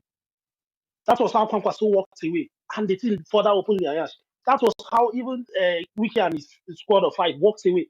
Because how can you are not yet in power, and that's the problem. Peter is not yet in power. We are demanding nonsense. Is Doyin Okupe a minister under Peter? No. He's just a man that has decided to also volunteer like every one of us. So what is the problem? He has a problem. Let him fix it. If you read the tone of that letter between him and Peter, you would see that these are two pals. The Baba just say, oh boy, Peter, see this thing as this thing turn out to. You like say, make this thing look out. And that's what is the undertone. Make this thing look out, drag our movement down, man. I don't step aside, man. We go see later. And that's how it should be. Not small children everywhere coming up and trying to tell an elderly person, somebody that they will not even talk to, if not for politics, they will just start talking to the man anyhow. Mouth where you know if you can't talk to bats, you know if you can't talk to Atiku, you can't talk to person inside your house. Are you normal? I think we need to start talking to ourselves, because if you like say we don't pursue, truly, that's in ways they talk. We don't pursue every other person. So now our uselessness don't they show forth. So we need to start working on ourselves from inside the house. Because why? If we don't solve this thing now, you see these people, now them will be the greatest problem to Peter's presidency when he becomes. You see the same people that are doing this thing, they will be the greatest problem. Now them will be say, Peter, where sit down as an executive. Because there are some decisions you take, executive decisions. An executive can sit down and see that, oh, he's about to lose a troop. And he sees that he has 10,000. He sees that he can push in 5 and win the war. And he will say, okay, let me push in 5. But these clowns, they will see that 5 that he has pushed in and they will drag the executive down. Because they cannot see from where the man is sitting and seeing these things. So Peter comes in tomorrow now and he makes a few decisions and there is austerity and people will start feeling, these same people will be the ones on the street making noise. Instead of waiting to see what the man has seen and allow it play out. Please, I think we need to really, really start identifying these people and bringing them out. And talking, since then, Doyin don't resign now. I hope the problem will be solved because we don't have sense. They will just target another person. So what will happen? That person too will resign. First, it was General Ineche. When I shout, "Ruru," I said, keep chill. People know here. Chill. People know here. That was step aside. So now that it is doing, so after doing, who else? So Peter is going to now pick sense from where? Is he going to pick sense from Mass to become the people that he will be using? And who told you that they want even, and the shocking thing, the people doing this thing, they are not, themselves not even be sense. How many times have some of us done businesses, some kinds of deals that we collect money from outside, the passing it through banks? that we will not even, some not even read what even happened. They don't even read the outcome of the judgment. They did not even read the content. But as the thing just come out, they started tweeting. What are you tweeting? Who are you in competition with? Some don't even use the movement, open media house on top of our head, and on top of national crisis we're in. What is interesting to them is to deliver the news, the first person to talk the news. And if you think this thing was not coordinated, as soon as they do that thing, within how many minutes, it's already on BBC. And you think that they are joking with you. You're fighting with serious criminals and you're here looking for hope, looking for what? Cat kissed to use and fight the war. Are you okay? Okay, so if you went to a war now and they start shooting your soldiers, what will you do? You pull them back and bring out the other ones that are held to the front. Let them kill, so that by the time they end up shooting everybody, what will happen? You see, we are not thinking. We just come out and act because we think it's a joke. We do not understand that you're wrestling with principalities and powers. People where they're ready, and people are the major thing where we suppose every day people are dying. As we keep doing these nonsense moves, people are dying. As we keep doing this nonsense, people are dying. Share 2 days ago, over 8 persons, they don't kill them for Southern Kaduna. The other day they killed that man. The other day they killed the other man in Imo State. So now, with all these nonsense moves that we are trying to make, if God forbid we do not achieve our end goal, what do you think will happen? Those guys died in vain. One, two. Nothing like this will ever arise again because we have decided to not use our brains. I think even the violent space has probably lost its flavor. We need to bring it back to the way it used to be so that we can talk to ourselves and start calling out ourselves. Thank you very much for the opportunity, and I yield. Thank you very much, my brother. Jerry, good evening. How are you here? Yeah, evening. Yeah, Prof. Saddam, good to see you. Yeah, Akin, thank you. Good to see you, Dr. Justin, and everybody on this space. Thank you for giving us the audience. So, personally, I think the news. A lot of people don't talk with I won't talk. So, but let me just try and put a few points across. I think the news is, to an extent, it's a welcome news because first of all, Doyin Okupe is trying to preserve the image of the obedient movement. He's trying to demonstrate that the obedient movement is one that is not associated with corruption. But at the same time, he's doing that in order to prevent himself from he has taken the hit, so he has fallen on his sword. I think that's the reputable thing to do. But I have this issue as we don't talk. I have this issue about obedience who are who don't understand the nature of politics, the dynamics within politics. That we are here to win elections. I am here to win elections, and that's what I'm here for. I'm not here to chase clout or to gain popularity or anything like that. To win election, how do you win election? You need votes. Votes, simple, and you need votes from all parts of Nigeria, from the whole 924,000 square kilometers, all regions, all states, all tribes, all cultures, all religions, everything. And you can only win votes by bringing on board people who are able to pull crowd, who are able to win their polling units, who are influential. And these include people who are in the established parties today, APC and PDP. Because the thing is, you can't say we want clean politics where somebody has not been involved in APC or PDP or this. If you want that kind of clean politics, then please go and support Shore or any of the other parties that have not been involved in the establishment. But in today's Nigeria, Peter Obi himself was a PDP member. You have to come from the establishment in order to be able to demonstrate your structure and to be able to, to pull the kind of crowd. You have to be an establishment person, but you have to stand out as an establishment person. That's the difference. But you still have to pull in, we have Babachi Alawal who came and joined us recently. And this was just about a week after his case on that 500 million, half a billion to cut grass. That case was dissolved and he came. I'm not going to start because what he will bring to the movement, what he will bring to the number of votes he will bring with his structures is beneficial. And as I said, I'm here to win. It doesn't matter. If you want to write off people who have been involved in the last election, people who have been involved in Buhari, bringing Buhari to power, then you have to go ahead and write off 15 million people. If you write off 15 million people, where are votes coming from? Some of our top dogs here who are participating heavily, the Northerners especially, Burkina Faso and the rest of them, these people were working flat out for Buhari. But I welcome them with open arms because they're bringing that experience, that level of delivery over to our movement, and we welcome them with open arms because at the end of the day, they are giving us votes, and that's votes that we want. So as I said, if you want clean politics, go to show or go to another political party.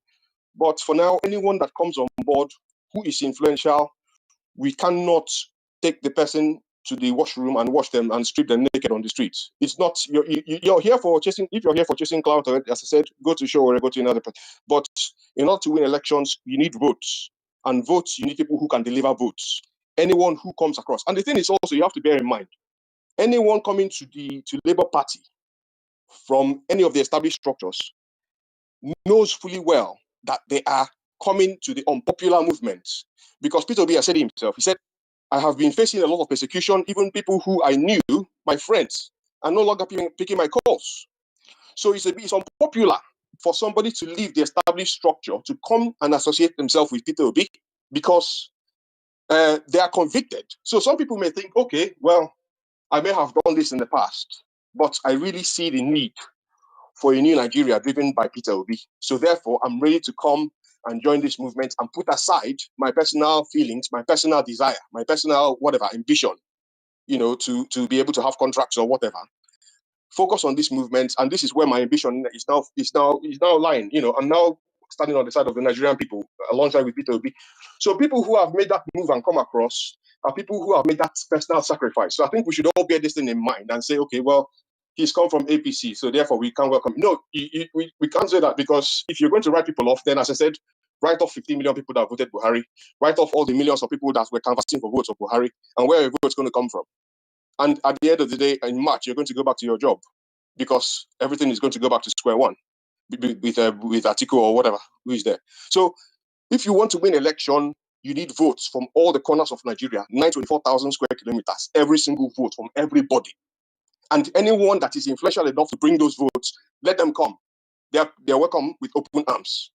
I don't care where they come from. I don't care who they are. As long as they can deliver those votes, that's my own cup of tea, and that's my submission. So please don't be fast to criticize. If you want clean politics or whatever, who is not being involved in establishment, as I said, go to Showore or any other political party. But if you want to be in this to win election, you have to look and see beyond some of these small distractions and see beyond that and say, okay, this person is valid. That person is valid in the movement. I don't care I don't care what they've done in the past, as long as they're going to bring valid votes to this. I'm not saying that it's open for everybody. I believe that to an extent we're trying to demonstrate a clean politics, a productive, non-corrupt type of politics process. You can't start by saying, as I said, you want a clean break. It's so that we offer that. But it's a gradual process where you have to bring clean. Because if Peter Obi wins, then he's going to be the president of Labour Party. How many senators does he have? How many House of Rep members does he have? How can he pass a law? We are going to need people to the camp, and people be associated with center. That's why you see so many people decamping from PDP to APC so that they can win the ticket for presidential election or whatever, so they can be associated with the center, get more allocations, whatever, That's why they're into the center. So most people will decamp. So would you at that point, I don't want senators from APC or PDP. Then who's going to pass your laws? Who's going to make your policies go through? You see what I'm saying? So we have to think about this as politicians, as people who want to play virtue signaling or whatever. This is the way I think we should do it. So please don't be distracted by all these nonsense that come up. Put your eyes on the ball unless you want to chase clout. If you want to chase clout, then please be my guest and get out. But for now, if you want to win election, focus on getting votes. And as our brother said before, go and secure your polling unit and deliver your polling unit. So that's my submission. So thank you very much, everybody.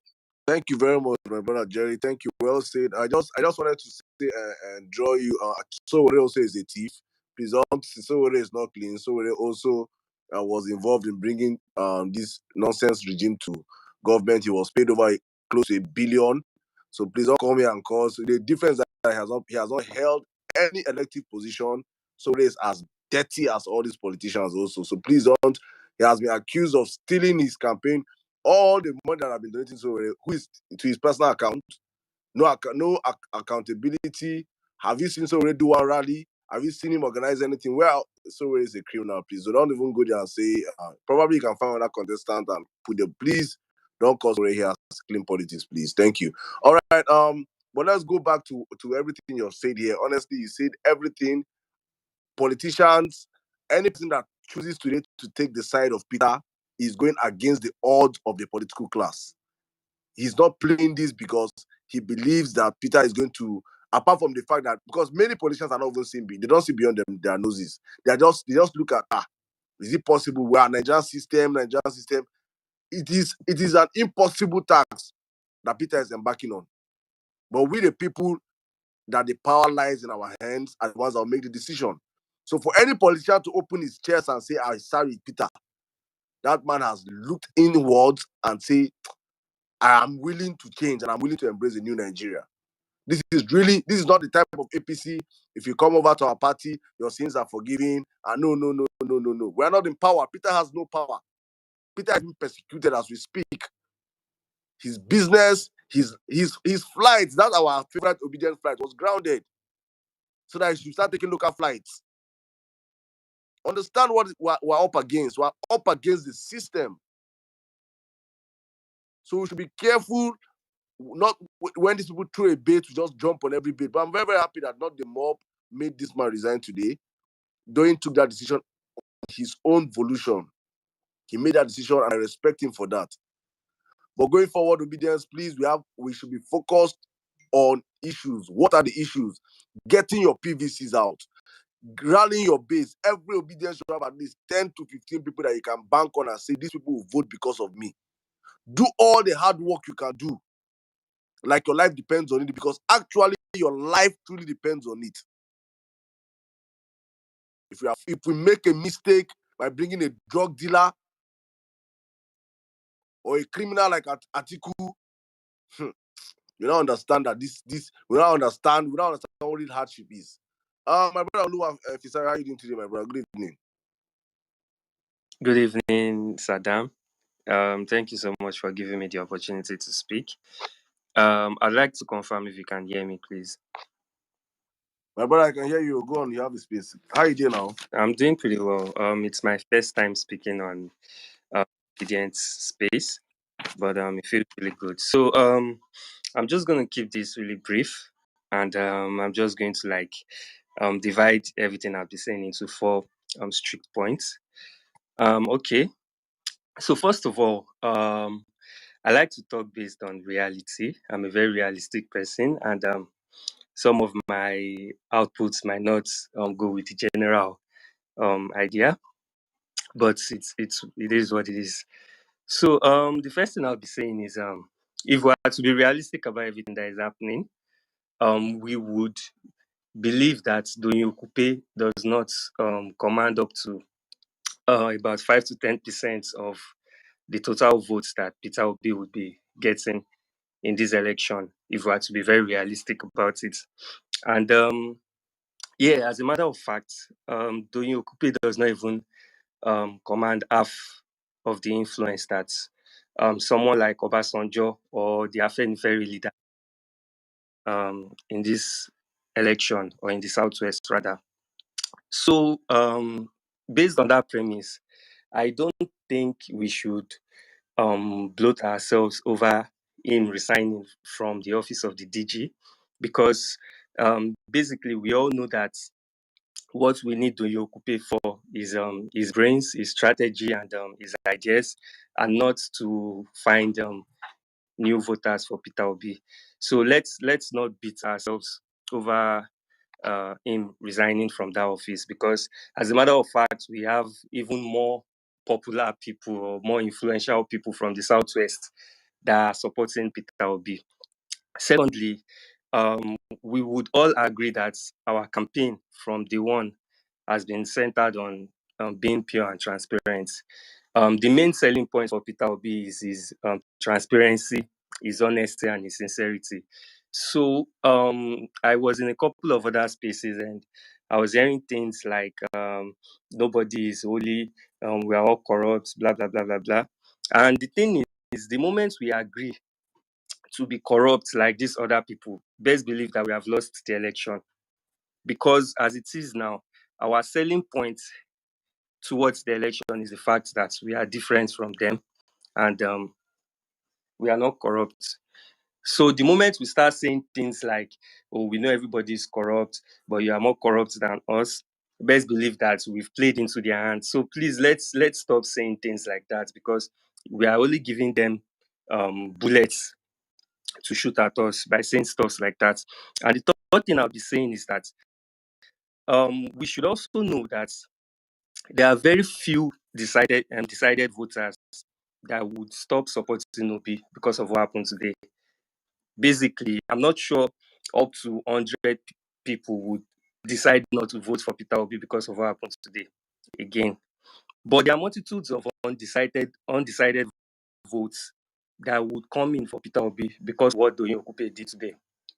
So please, let's try and look at the positive side of everything that has happened, because basically we know that there's no serious-minded person that would come outside to say, "Oh, because Doyin Okupe is no more the campaign DG, then I'm not going to vote for Peter Obi again." Because realistically, almost all the voters that will be voting for Peter Obi are doing that because of Peter Obi's antecedents and not because Doyin Okupe is the campaign DG.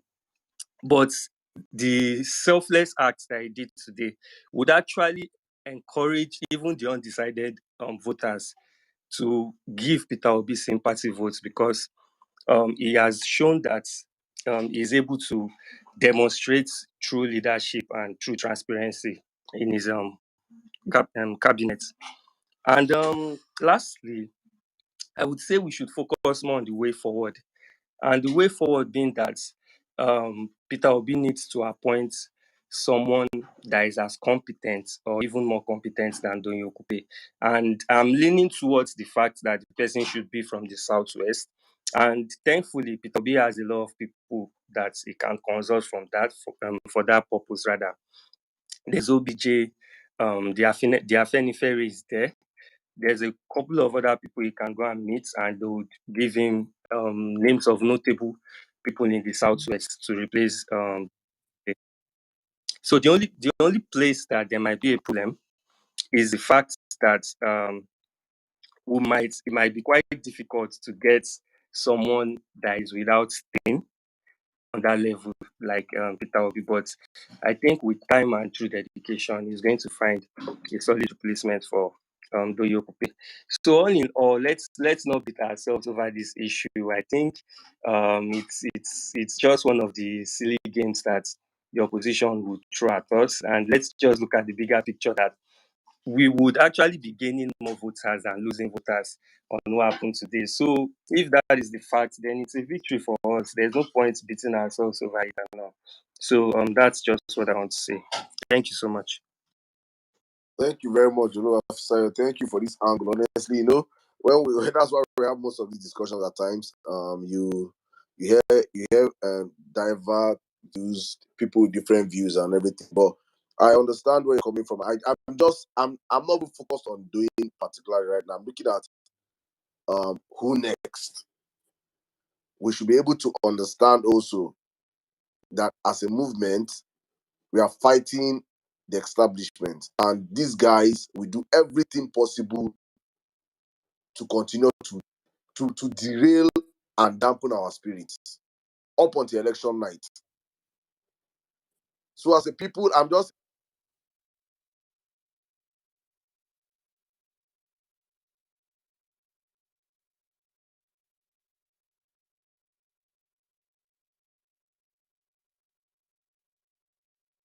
the way we react to issues. I'm not going to say that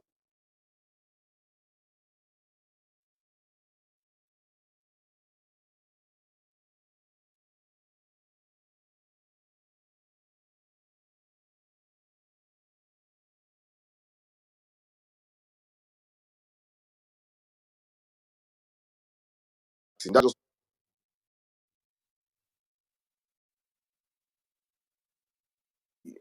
Tinubu was nightmare, my brother. Good evening, longest time, sir. How are you doing?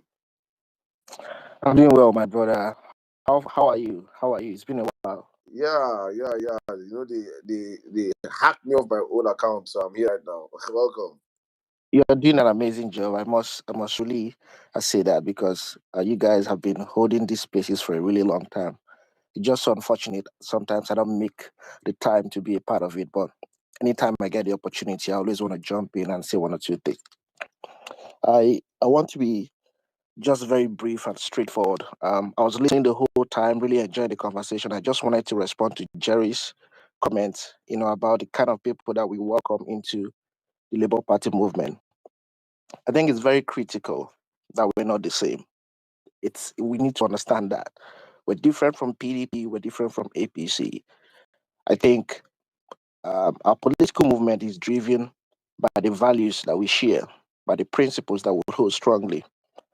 As Nigerians who want to see Nigeria succeed, who want a new Nigeria, who want something different. We're tired of the status quo. Um, so, knowing that, believing that, we should be very careful and mindful of the people who will bring into the movement. That I strongly believe.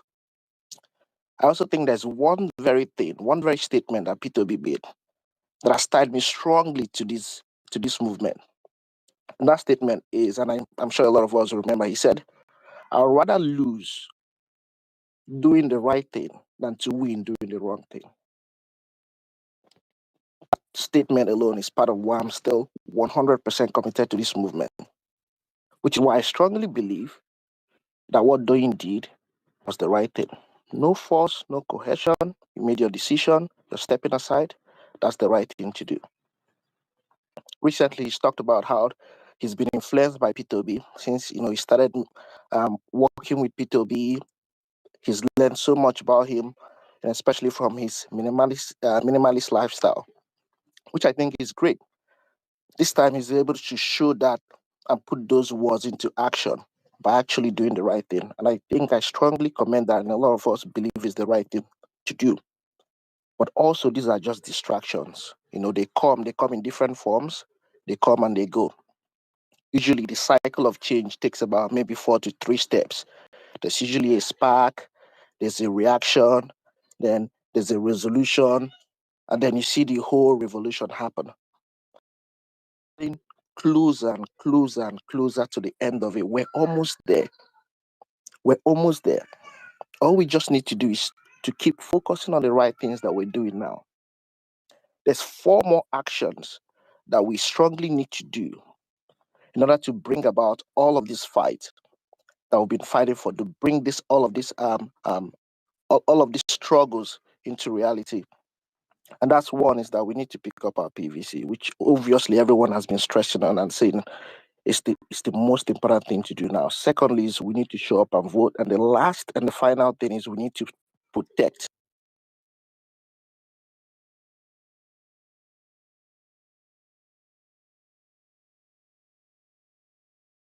the other parties. Like none of those things matter to me. Our election is driven by strong values that we want to see come.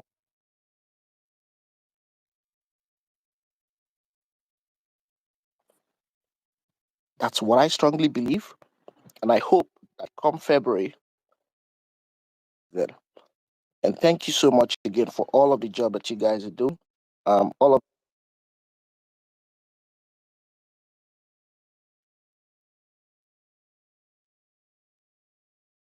God will bless us all, and all of our struggles will not be in vain. Thank you.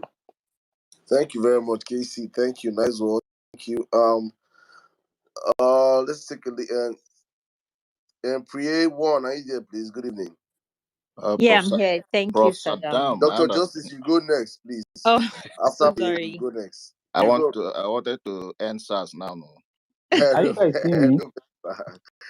Let's be a gentleman. Be a gentleman. Yeah? Thank you. Okay.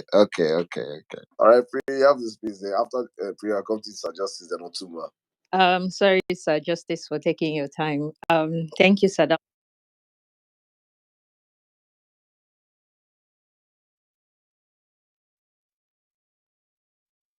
for putting it.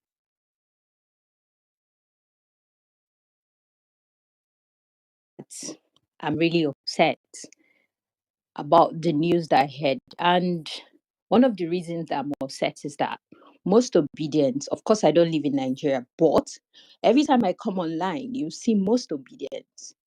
they are either on what's that his name again? I can't even remember.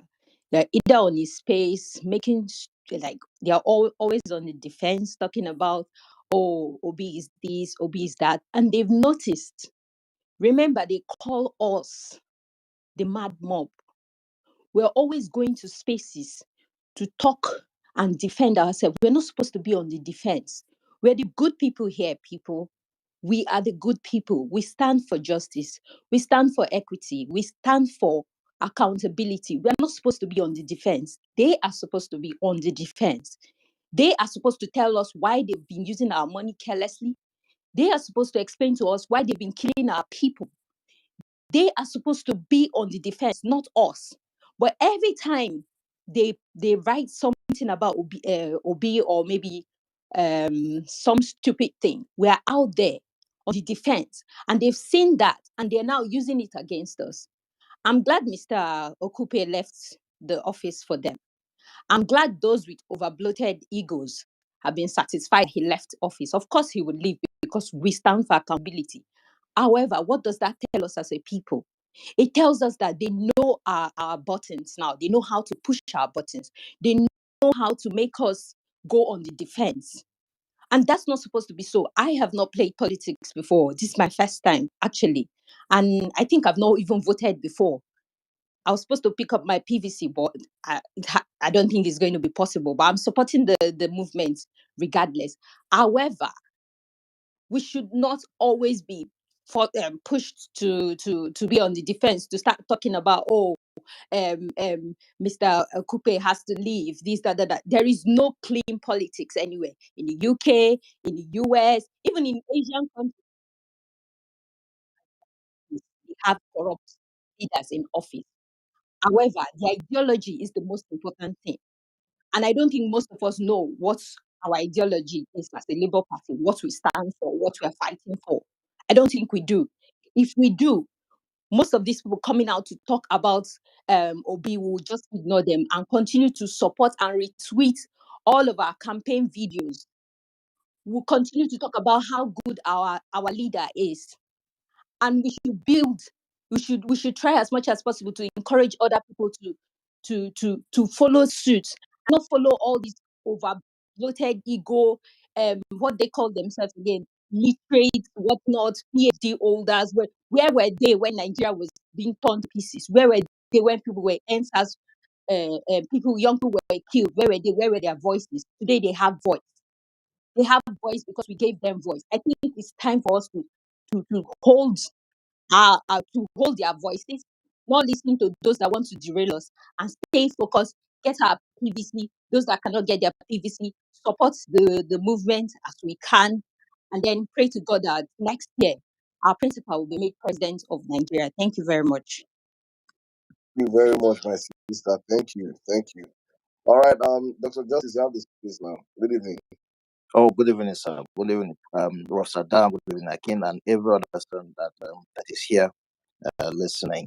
Really appreciate your contributions, and I want to say unequivocally that joining this space is giving me some kind of relaxed mental health now, because I went into the violence space. I was like, is it the violence space that I used to listen to, or something has just happened?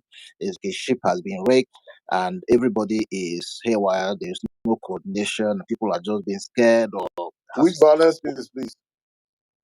I think there is a space going on now. That's not violence space, sir. Okay, Please. that's probably not violence space. There's one where Umar is hosting, I think. Okay, that's Omar's space. That's not violence space, please. All But right, go on. okay, that's Thank fine. you. That's Umar's space. So I went in there. I couldn't just stand it, so I left.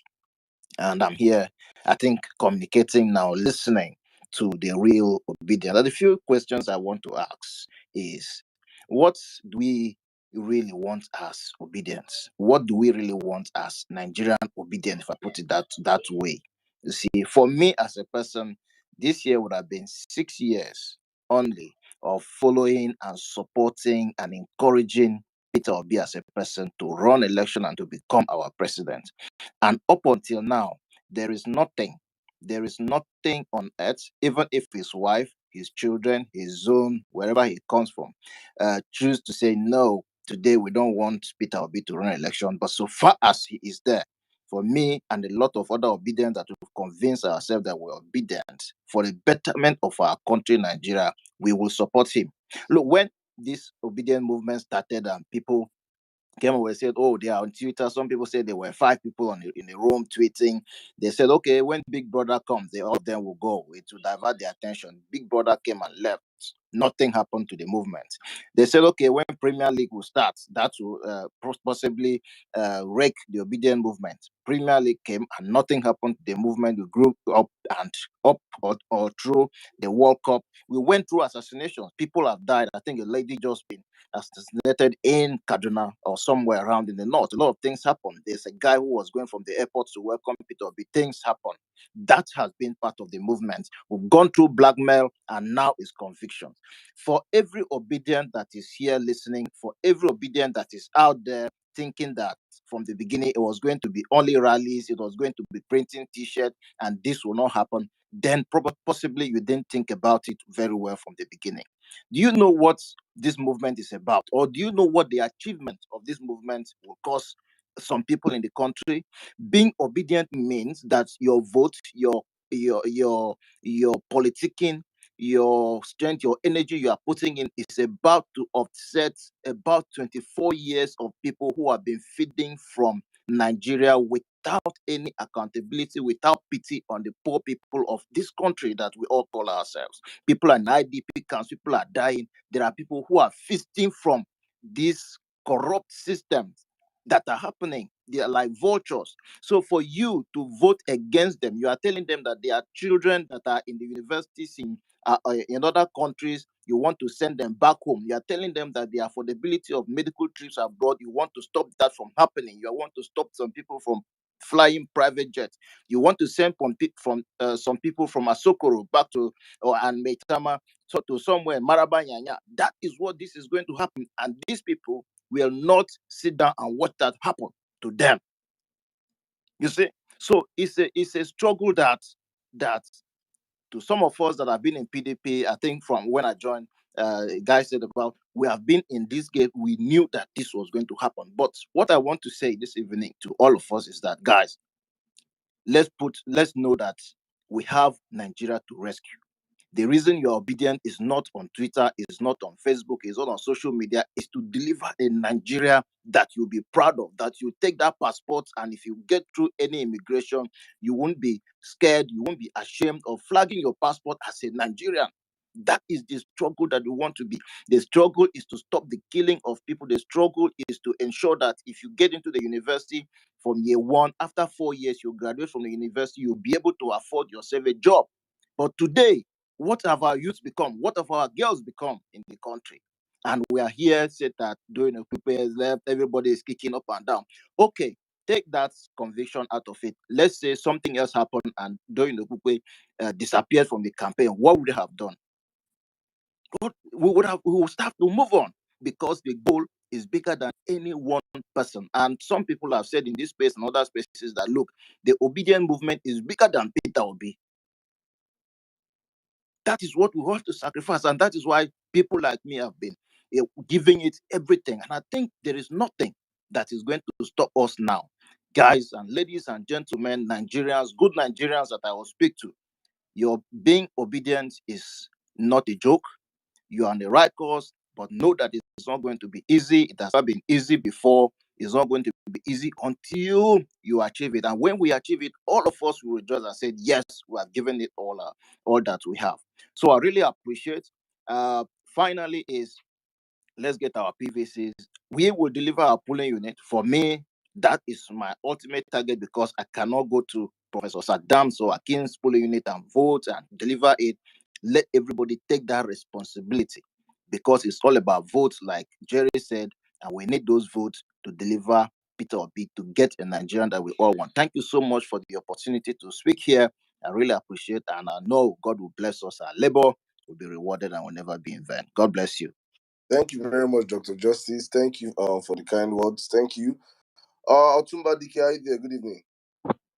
Yeah, I'm here. Good evening, Saddam. I'll be very, very brief with my submission on what I want to say. First of all, I'm very happy for what's happened. And people will ask me why I'm happy. And I'll quote something that Mahatma Gandhi said. Mahatma Gandhi said, first they ignore you, then they laugh at you, then they fight you, then you win. If you don't know, we passed through 3 stages. We're in the end game. That's the simple truth. We are in the end game. And like you always say in your space, be ready for everything. And we are ready. To me, they are in the fighting stage. First of all, they were ignoring us. People in Labour Party, probably in their meeting, they will laugh. They entered the laughing stage, telling us that we not fall in the room. What do we know? We don't have PVC, ETC. What do you know about elections? Now, it's now the time for fighting. They're fighting us. But it's good because I know that they're wounded lions. And wounded lions will always fight. They always show their paws. They will always try as much as they can to grab straws. But it's very good. This movement is really one. For, in fact, when I heard the news of Doyin, I started laughing because it means that people they didn't come out with anything in their to be said.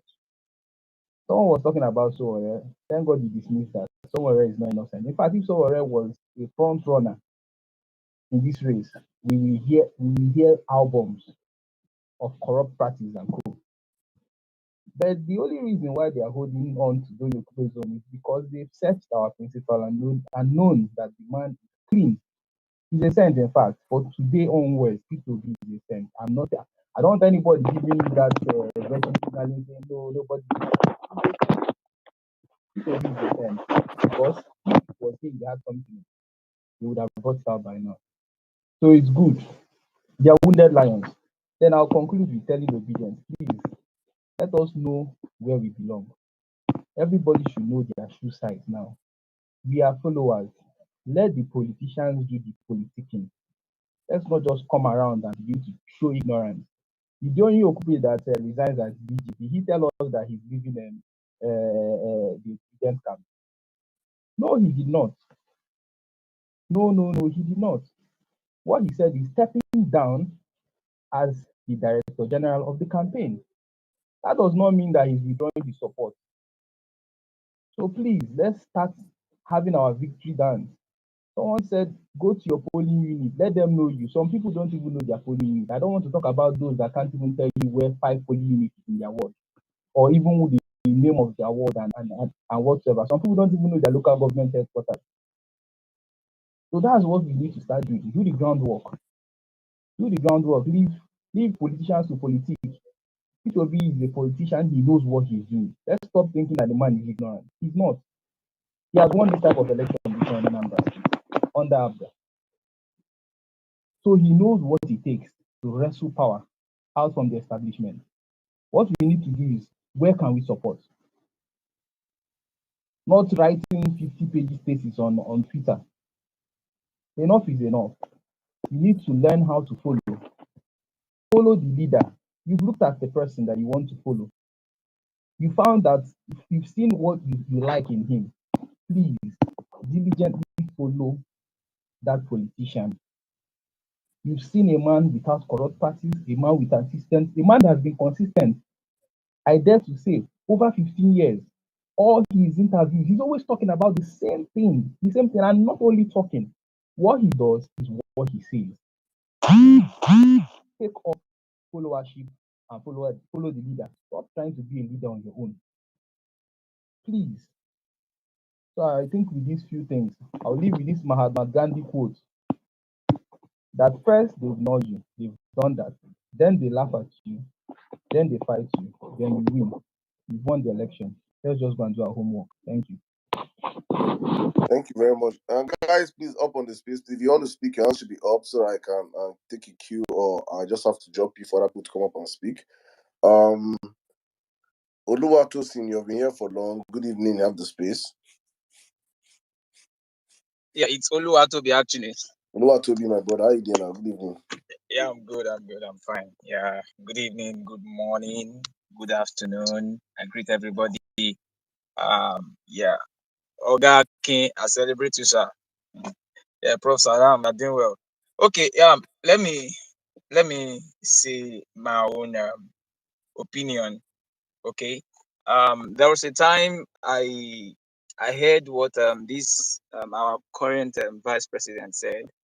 He said once you join APC, your sins are forgiven. I mean, I can remember vividly when he made that statement.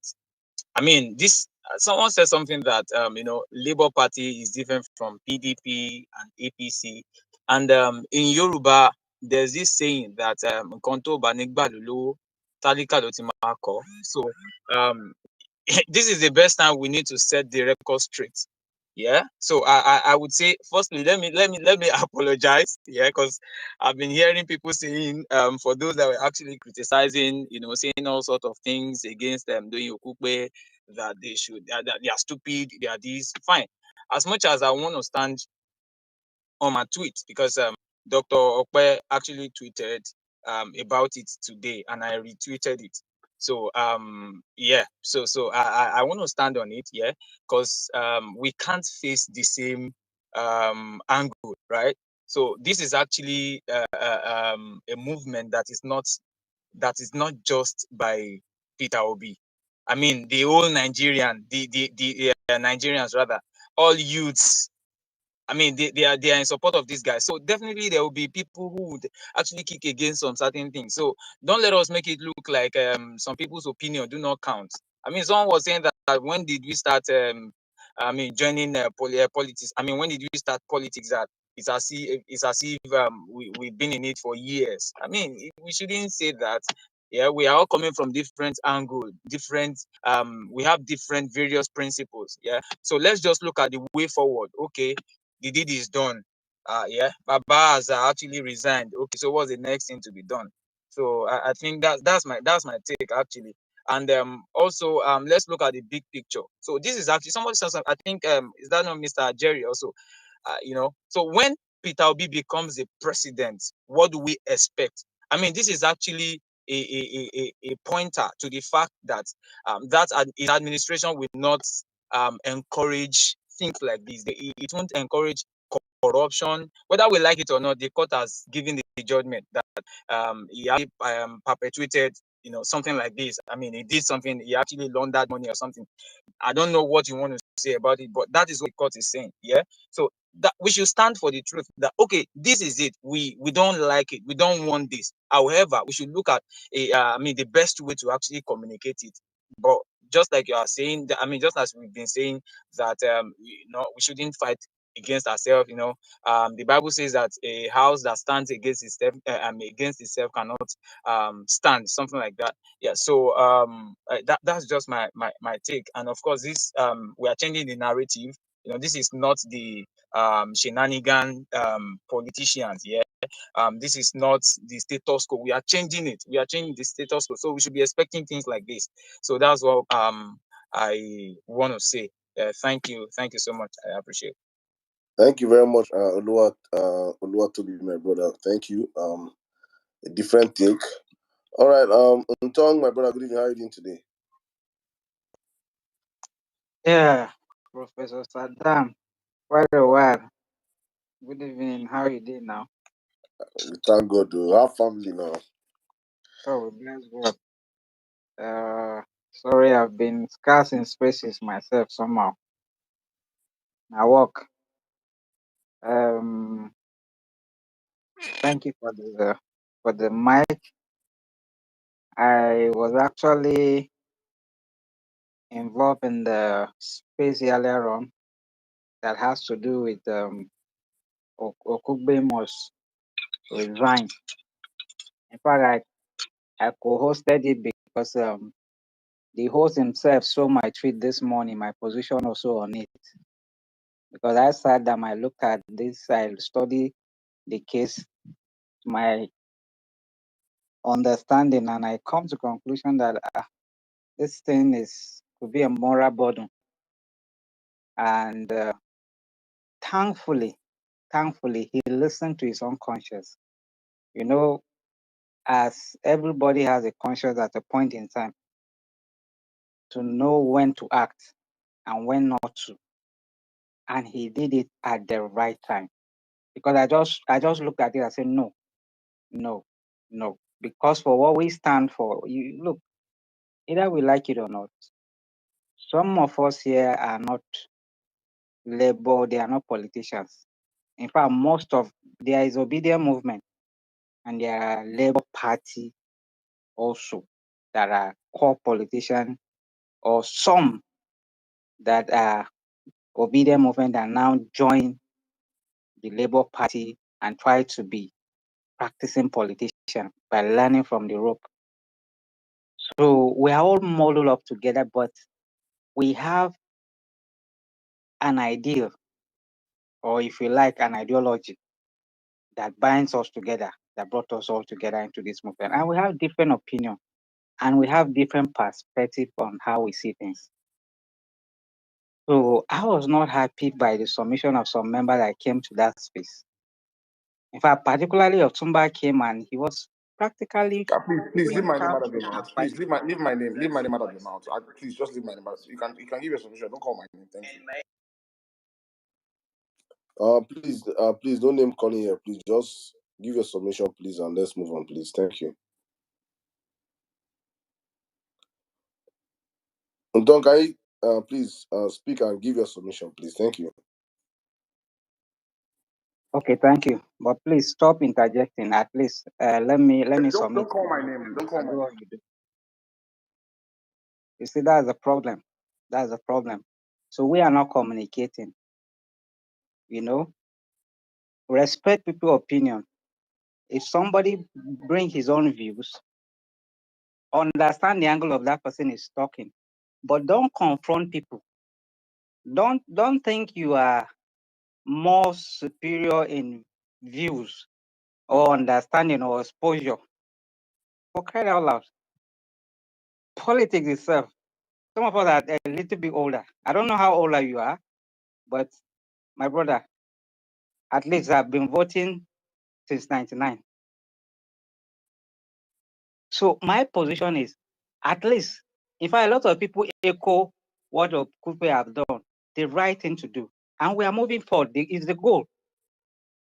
In fact, it attracts more goodwill for the campaign, because by the time these things still linger on, what it means is that the spotlight will now be on Okupe as a convict, because on paper that's what it is, and the journalists will keep overflogging it. So we don't want that. So mine is that let's tolerate. Don't attack anybody's opinion.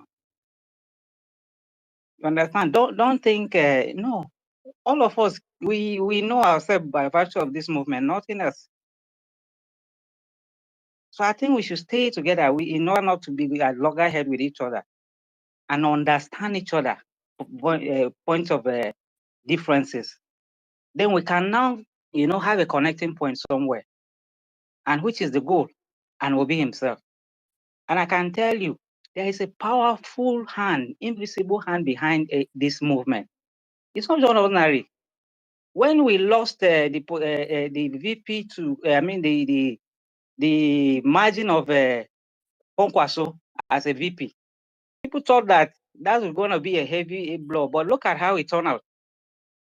So another replacement will come. You're going to see it's going to be more stronger, and this movement is being much more. So I just want to put the record straight, Saddam, and it's not where that where nobody is attacking anybody anywhere.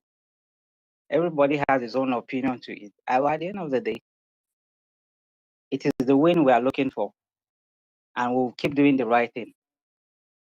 And the weak link that they are looking at, they will never see it. Thank you very much. Thank you. Thank you. Dari, good evening. How are you doing today? Good evening, Saddam. Good evening, Akin. Good evening, everybody on the space this evening. Yeah, today is a good day, and yeah. First thing first, Dr. Doyin we did extraordinarily well, I would say. In Sena Climbs, in situations like this, people would definitely think about it and try and step back a little bit. It doesn't have to resign immediately or hastily until he finds someone who is capable, and then it goes into a consultancy role. Because whatever they are, whatever this opposition camp they are trying to pile on him, definitely is going to pile on Peter Obi. So that's just how I see it. And I'm also happy. I'm one of those who wanted him to just step back a little bit and until he finds someone who is capable. You understand? He has done a lot. His name will go down as one of the great Nigerians. This is the first time I'm hearing or seeing it, that someone standing trial, even though he is not guilty or confirmed guilty or whatever they call it, he chose to step back a little bit. You understand? So I just want to give him. I mean, if I should see him, I will give him a round of applause. He has done what no politician in Nigeria has ever done before. Politicians in Nigeria, they love hugging power so much, they like taking it so personal until you ridicule them. You understand? But he has chosen to go in the way of a normal person, which is, let me step back a little. He says, I am stepping back, but I am not leaving. How can you leave? You have started a great fire supporting Peter Obi. You cannot, it's impossible for you to leave at this period. Huh? You're creating a name for yourself, and you must be there till the end, because see, we are going to be victorious. That's just a fact. They are fighting tooth and nail. I could remember back then, four people in a room. Don't mind them. They are just doing. But now, see, they are even sending letter to what they say. They're trying to attach Peter Obi to IPOP, even though IPOP has come out to say they have, in one way or the other, criticized Peter Obi. They don't like him. Uh, this Simon Ekpa, or whatever, his own side of IPOP has come out to criticize Peter Obi. Has said so many irresponsible things about Peter Obi, against Peter Obi. But still, these people are still going ahead to try and link Peter Obi to IPOB. You can see that there is fire on the mountain and there is nowhere for them to run. They cannot escape it. That fire will burn them to ashes. That's just a fact. APC, you see, this is the last time that we are seeing APC. The Egyptian we shall see them no more.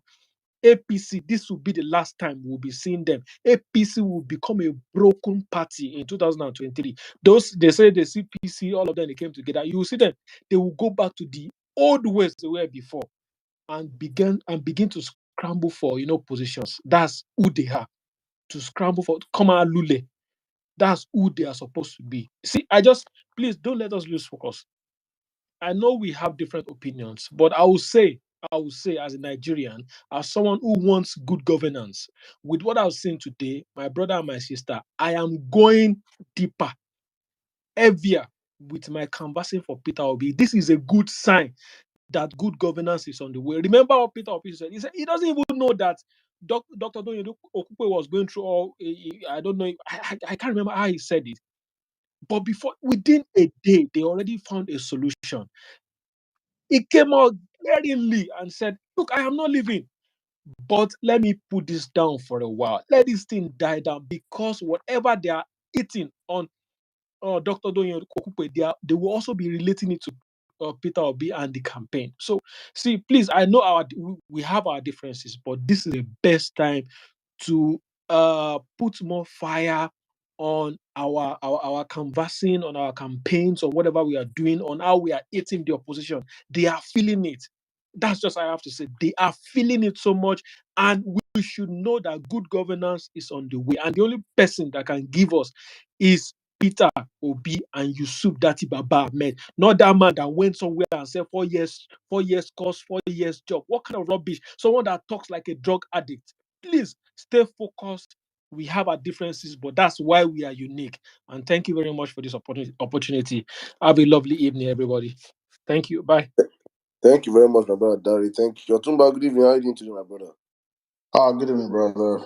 Angry, sad, disappointed, happy, all the same emotions. Typical what the obedient movement does to me on a daily basis. First of all, great rally today in Akwa Ibom.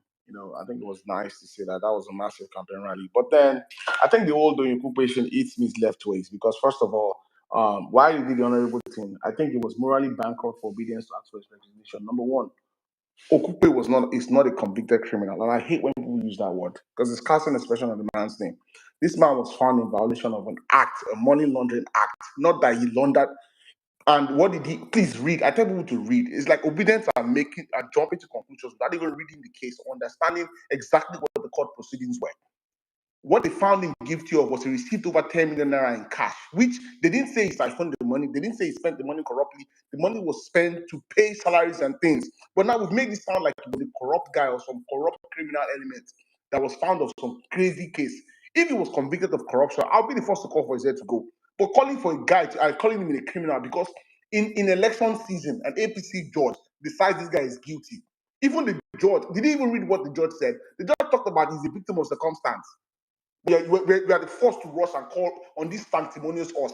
Like we're some obviously a saint, but do you think everybody's going to work with is going to be a saint? Or we don't, or Peter Obi didn't know the baggage we had when they decided to make him DG campaign.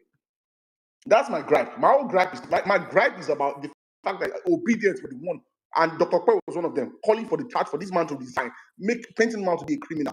It was annoying, it was degrading, and we do it every time. So if APC hang corruption case now against that, are we going to call for that thing to step down as VP? How many times do you want to keep taking our own generals out of the field? That's my anger. Is at some point we have to understand our goal is to win a freaking election, not to create the most sanctimonious election movement ever. No, I don't care about. At this point, it's just to win.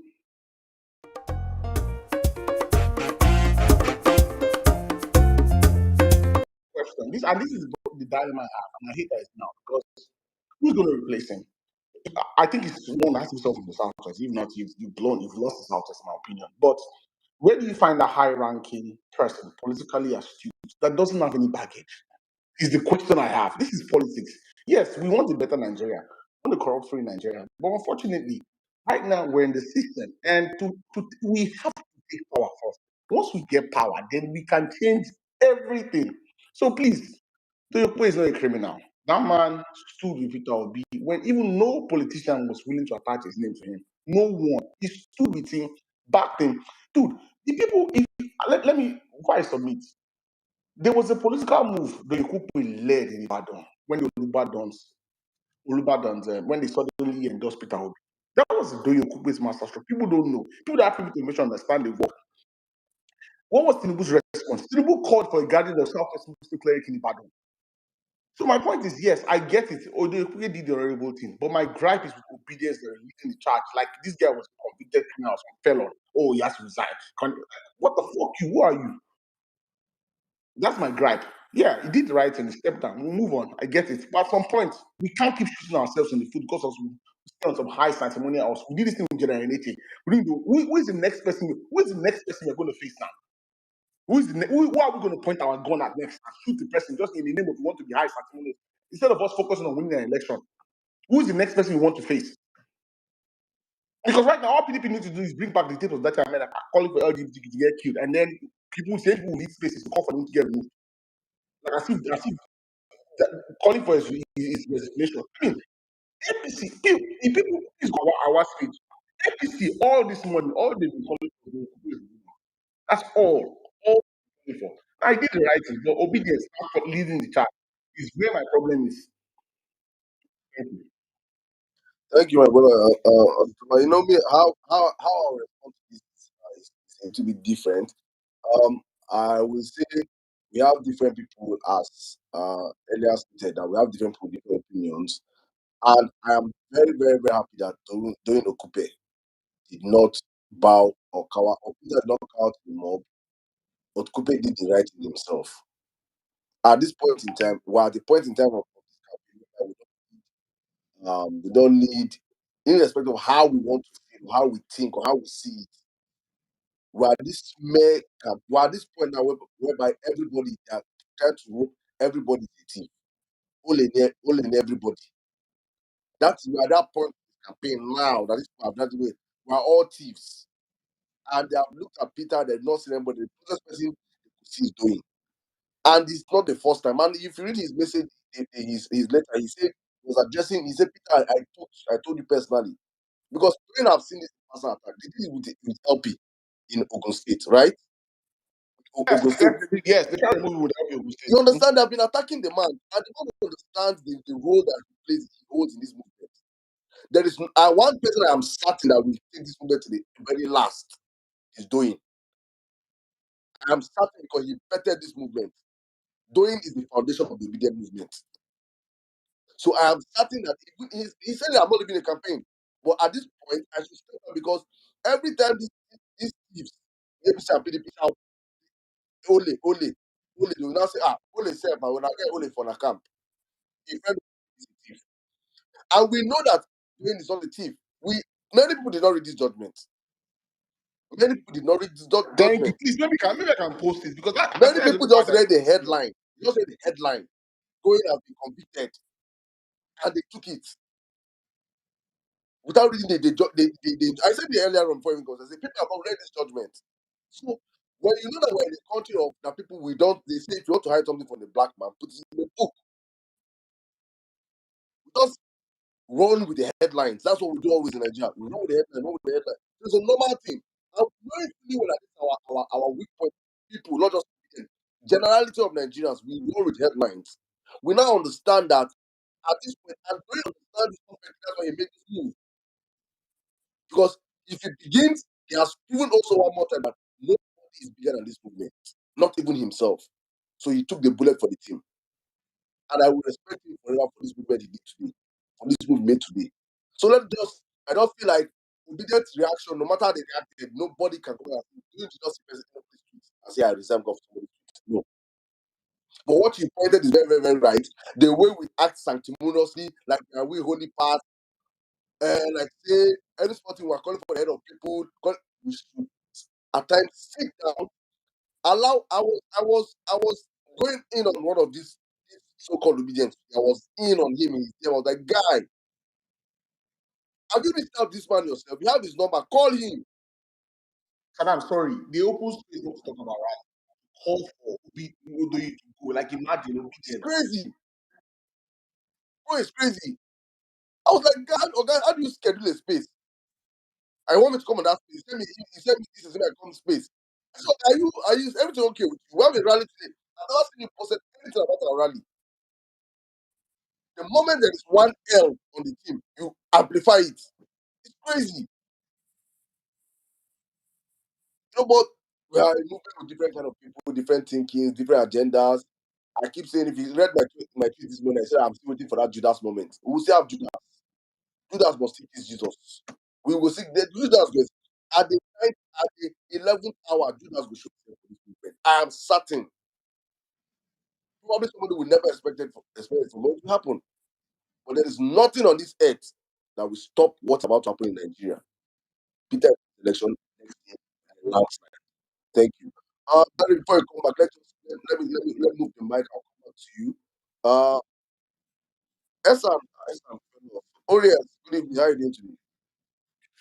Good evening, Saddam. Good evening, everybody. Nice place, anyways. But one thing I have to say, sure, miracle not the time. You understand? All this back and front we're having, I don't really understand. I know some people messed up this time, coming out dragging Doyin Okupe. You understand? Yeah, I really don't know what's supposed gain in this movement. At the end of the day, people don't win. We will settle that cause later. Because me, I've noticed something. We act like we kindergarten politics in Nigeria and all that. This man has this case since good luck's era. They left the man. They left everything. They didn't answer the man. They waited 7 years later. They came to drag the man. The law agency we have, they didn't even bother to question the man since they came now to drag the man. You guys didn't smell something fishy about their own move. People didn't even observe their body movement. You just run, you come to Twitter and drag it. In a war, you don't crucify your best soldier because you mistakenly kill one of your soldiers. You can't. You keep on fighting. After war, settle your differences. It's not this one will come here. I agree. I know this Labour Party movement. I know they have some top politicians that don't want to show face. I know. their backdoor. They are just using the Doyo cookie to show face. But one thing I like that man for, let's me, I'm not going to crucify him now because he has not been proven guilty yet. That man has been in this movement from day one. Even when we were even fighting for VP, he stood first. Oh, God. That man has been doing this. Most of the people come here to vote. They don't even know police. They don't know politics. They don't know one. They'll just join the bandwagon, see people tweeting and all that. But the good part is some of these things happening. Thank God it's even on Twitter. At least my man with there, she not going to say we're having this back and forth. You understand? Most of the main people say that we won't vote. Really, really. Most of the obedience that will vote. They won't even hear all this our ranting on Twitter. It will end here. But please, let's try. It's not everything that will run. We don't drag Agbado for in everything. APC people will not put for all those things and be saying Agbado to resign. Keyamo will still come and even be defending Agbado.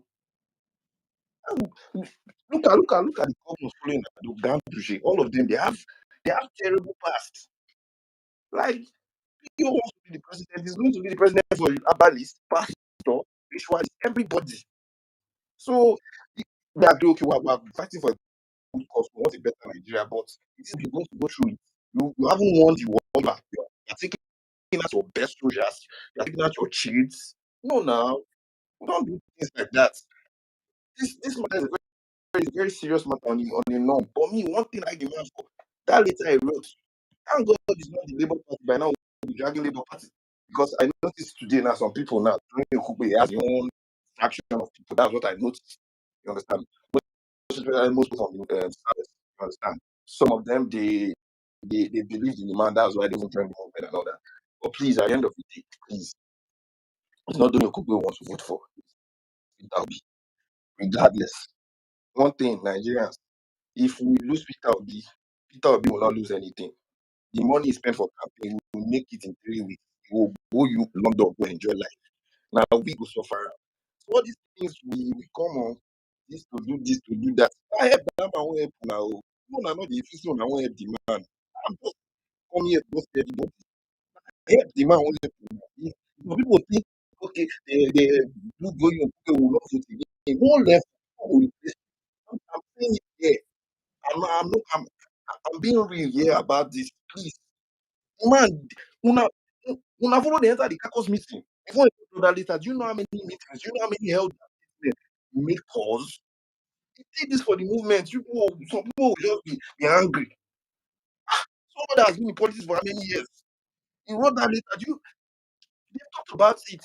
In that meeting, we will just come on speak this. We'll just see little things. We'll just carry the quarrel. Let's focus. Let's take few days from now. It's not even months. Few days. Stay focused. You see, they're happy. Fine, we agree. They should make the dance. They will get the result very soon. I beg. From now on, I beg. All those unnecessary spaces. Somebody will come and call somebody criminal. I beg. I beg. You never the person. They never can go jail. Don't call anybody. Hear from the person first. I don't want the people will say they are inside. They will be first to come here and be dragging people. What for now? I beg. Everybody the wise. I beg. But last, miracle no dey tire Jesus. I hit man. Thank you very much, my brother. Miracle no dey tire Jesus. Honestly, because on that thing, see, one thing, most times when I look at issues, I always try to sit down and I look at it from. I always sit down when there's a breaking news. I just calm down. I know that this movement. Me, I see that I say I'm in February 26 already.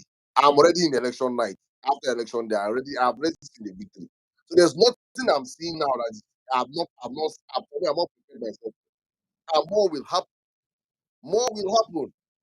So I'm looking at it right now. Breaking news yesterday. Okupe and accused of having the convicted criminal. That was how they made the breaking news across all platforms. The same newspaper that took that news and linked the people's movement to a supposed alleged criminal, and the same newspaper that will take a news today that man has resigned. What has never been done in Nigerian politics before. The same breaking news will give us breaking news tomorrow. What they have planned for our bad has come to our good. So let us always see the light in every situation. In this movement, everything with them plan bad for this movement has always backfired on their faces. What will the girl that sleeps on politicians for money that comes on Twitter and form as actress? What will she say tomorrow? What will she tweet? What will she? What with her? The camp of about boys. What will they tweet tomorrow? Ah, we're all corrupt, we're all criminal, doing no wrong, doing nothing with us again. It's no longer in the team. What will you people tweet? Peter now is that officially a Saint Peter Obi. Yes. What will they tweet? That particular incident what is to group all of us together. Ah, we get our own, we get our own, we all for our own big thief or thief. You know, they play. All right, let's go for it. I beg. I'm not saying my brother. How are you doing today? I'm passing the yellow best. Are you here? Yes, Saddam. Yes, my brother. I'm here. Good evening, everybody. Good evening, Akin. Good evening, all my wonderful obedience. Please, I just want to beg us. I want to beg us. This is just distraction. These people actually, they know what they are doing. They know what they are doing. They have tried to see how they will pin the movement down, but no way. And the next thing they do now is to bring up this case that have been pending since 2019. This was a crime that was committed. I won't call it a crime. Actually, it was not even a crime because both this guy, to all of them that were involved, why can't the justice be served at the same time? That is why most of the time, look, we just know that our judiciary have been compromised. Okay, now Daniel Okupe now did the best that we're supposed to be even happy about. We should not even be wasting our time talking about this matter again. Let us talk about the rally that happened in Akwa Ibom today. It was excessive. It was marvelous. It was excellent. This Daniel Okupe case actually shows them that we are here to change the narrative. This man said that listen, I am still in the movement. I am still with Peter Obi. In fact, I will still be in this race till we get the victory. So automatically, this is just distraction. If the court like, let them go and start more, what do you call it, charges that they want to convict him with. There is no problem. But what the man has done today have shown Nigerians that he is a different person as from the moment that he joined the obedient movement. Okay, are you of PDP? They found many allegations. Let me say, there was a lot of allegations and some proofs were there. And he was not able to resign. He didn't have that merit to resign. Don't know Kupe. He look upon the movement and say, no. Let me just do the right thing. Just step aside, but I'm still in the race. So please, I want to beg us, obedient. We should not always be faster than our shadow. These are politicians. These are politicians. And in Nigeria, nobody, it is difficult to see a Nigerian politician that has clean hand. It is not anything like anything. Just like, for example, I love what my brother Otumba earlier on said. Not all the politicians all of them obedient that maybe did something wrong, we will call them out saying, well, Ali, let's kill them, let's kill them, let's kill them, let's kill them. No, we can't continue crucifying most of our notable people like that. So what we can also do sometimes, we can also defend them. We can defend them. This was something that happened 2014 and 2015. Check it, how many years ago? How many years ago?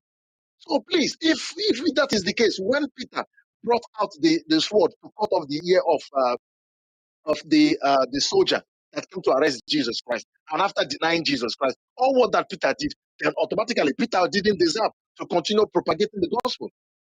But Jesus already said that upon this rock I will build my church, and the gate of hell will not prevail. So please, Daniel Okupe has been a figure in this movement, and he promised and make it known to us today that he is still in the movement. So let us not be distracted.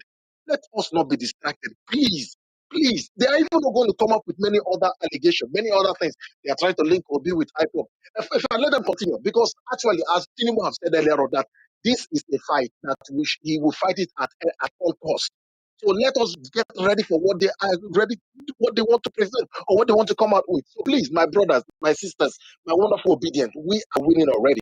Let us not just be distracted. So that is one of my contributions this evening. And I really appreciate every one of you for all what you have been doing. Let us continue and focus on it. It is just, let me say, 2 more months after this whole thing is over. Then we'll begin to celebrate the victory.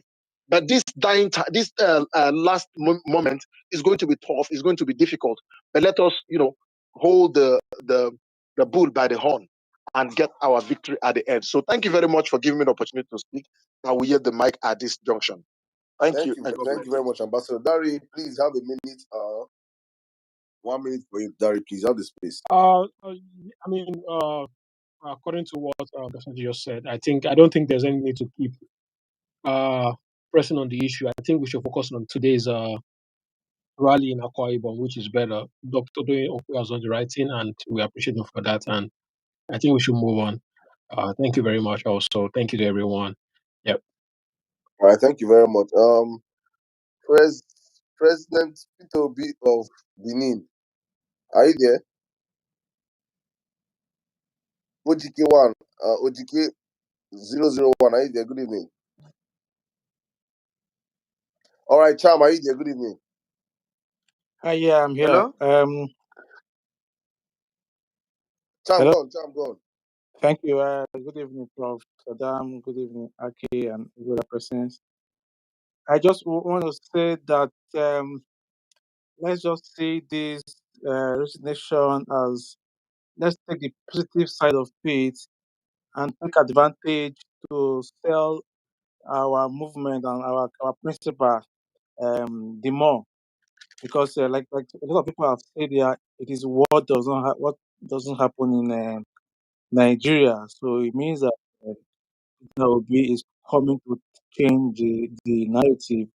So instead of us to be criticizing, or I want to say that we take advantage of the action Doyin Okupe took, and then start to use it positively. That this is what has not happened in Nigeria before. And now Peter Obi has not even assumed office, and such thing is happening. These are things that happen in the West, in the Western politics. Of course, if it were to be in the Western world, this is what is expected of such person to resign. Of recent one had just happened in UK. The Ghanaian, British Ghanaian, who was is it Minister of Finance or thereabout, just policy that seemed to be wrong affected the stock market, and people were not happy, and he resigned. So it is normal in politics. It is normal. And like somebody again said that these are things we should expect. You don't expect easy ride in such election when, especially when you are playing it with PDP and APC. We shouldn't expect it to be an easy ride. Rather, we should hook up. We should wear our seat belt and be ready for anything, and then be able to counter any such thing, and then come out stronger of such crisis. Such crisis should make us be stronger. The obedient movement, this kind of crisis should make us stronger. Again, also, it is also exposing us to know those who are truly obedient and those who are not truly obedient. So we can begin to use them fund on those whom we think are not truly obedient. Of course, we know that the obedient movement is also infiltrated by saboteurs. Of course, it is obvious. There are people who are being planted by the opposition. It is called opposition research. You don't expect all obedience to be 100% obedient. There are people who are not truly obedient, but are claiming to be obedient. They are the ones that will be escalating such thing when such crises occur. So we should be prepared and know all of this is.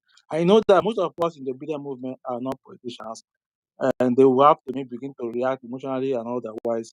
But those of us who may be strong in this thing should be able to call people to order and bring things back to normalcy. I want to give you an instance. I partook in an election, just ordinary councillorship in my state. Our candidate, we saw that we also we were using a small party, that was never won election before in my state. We used it to so we be able to we were all youth that time to want to our candidate to win. The somebody from the office of the governor being interested in ordinary council election, he invited our candidate that he wants to have a talk with our candidate. Our candidate went. While our candidate was coming back, he gave our candidate transport money. The guy took, young guy, doesn't have any, he's very innocent. But the next morning, what happened? The news carried that our candidate has sold that they have paid him off, that the opposition paid him dollars, and then he has already accepted to step down. I'm telling you that ordinary councillorship will see how far it went. So a lot of things like this will come to this obedient movement. It is how we handle it. I must also commend Doyin Okupe for the giant step he took. I know that he was going to do that, but I didn't even expect it to come at this time. I did not expect him to take the bold step at this time, but it was the right thing he did, and he did it. Maybe I think he did at the right time also, so that it doesn't affect the movement. And now I'm seeing that this resignation is not going to affect the movement, depending on how we take it. But generally, with our resilience, I have seen how resilient the obedient movement is. I'm seeing that this is not going to affect our movement, and rather it's going to make us stronger. A lot of crises has come. A lot of Jam, please, crises. can you wrap up, please? Okay, thank you. A lot of crises have come towards us, and we have come out of those crises, and then even stronger. But one thing again, the timing. This opposition, they knew that rallies are taking place in our strongholds. So you see what they are. These are just position tactics. Rallies are taking place in our strongholds, and they are bringing this distraction now. So please, please, let us not be distracted. Let us henceforth be talking more about our upcoming rallies, how to advertise our rallies, how to mobilize for our rallies. What has happened has happened.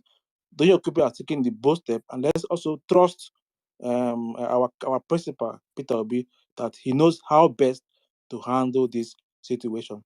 I use my mic. Thank you.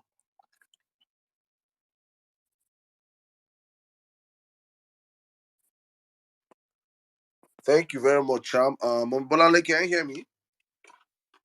Yeah, I can hear you. Good evening. You have the space. Good evening, Saddam, Akin, everyone else. I'm just upset, and the only reason why I'm upset is the way obedience see an issue and jump on it and just run with it without taking that step back to think, okay, what what is the opposition trying to achieve here? Because it's clear cut that this whole thing that's happened, it's been building up.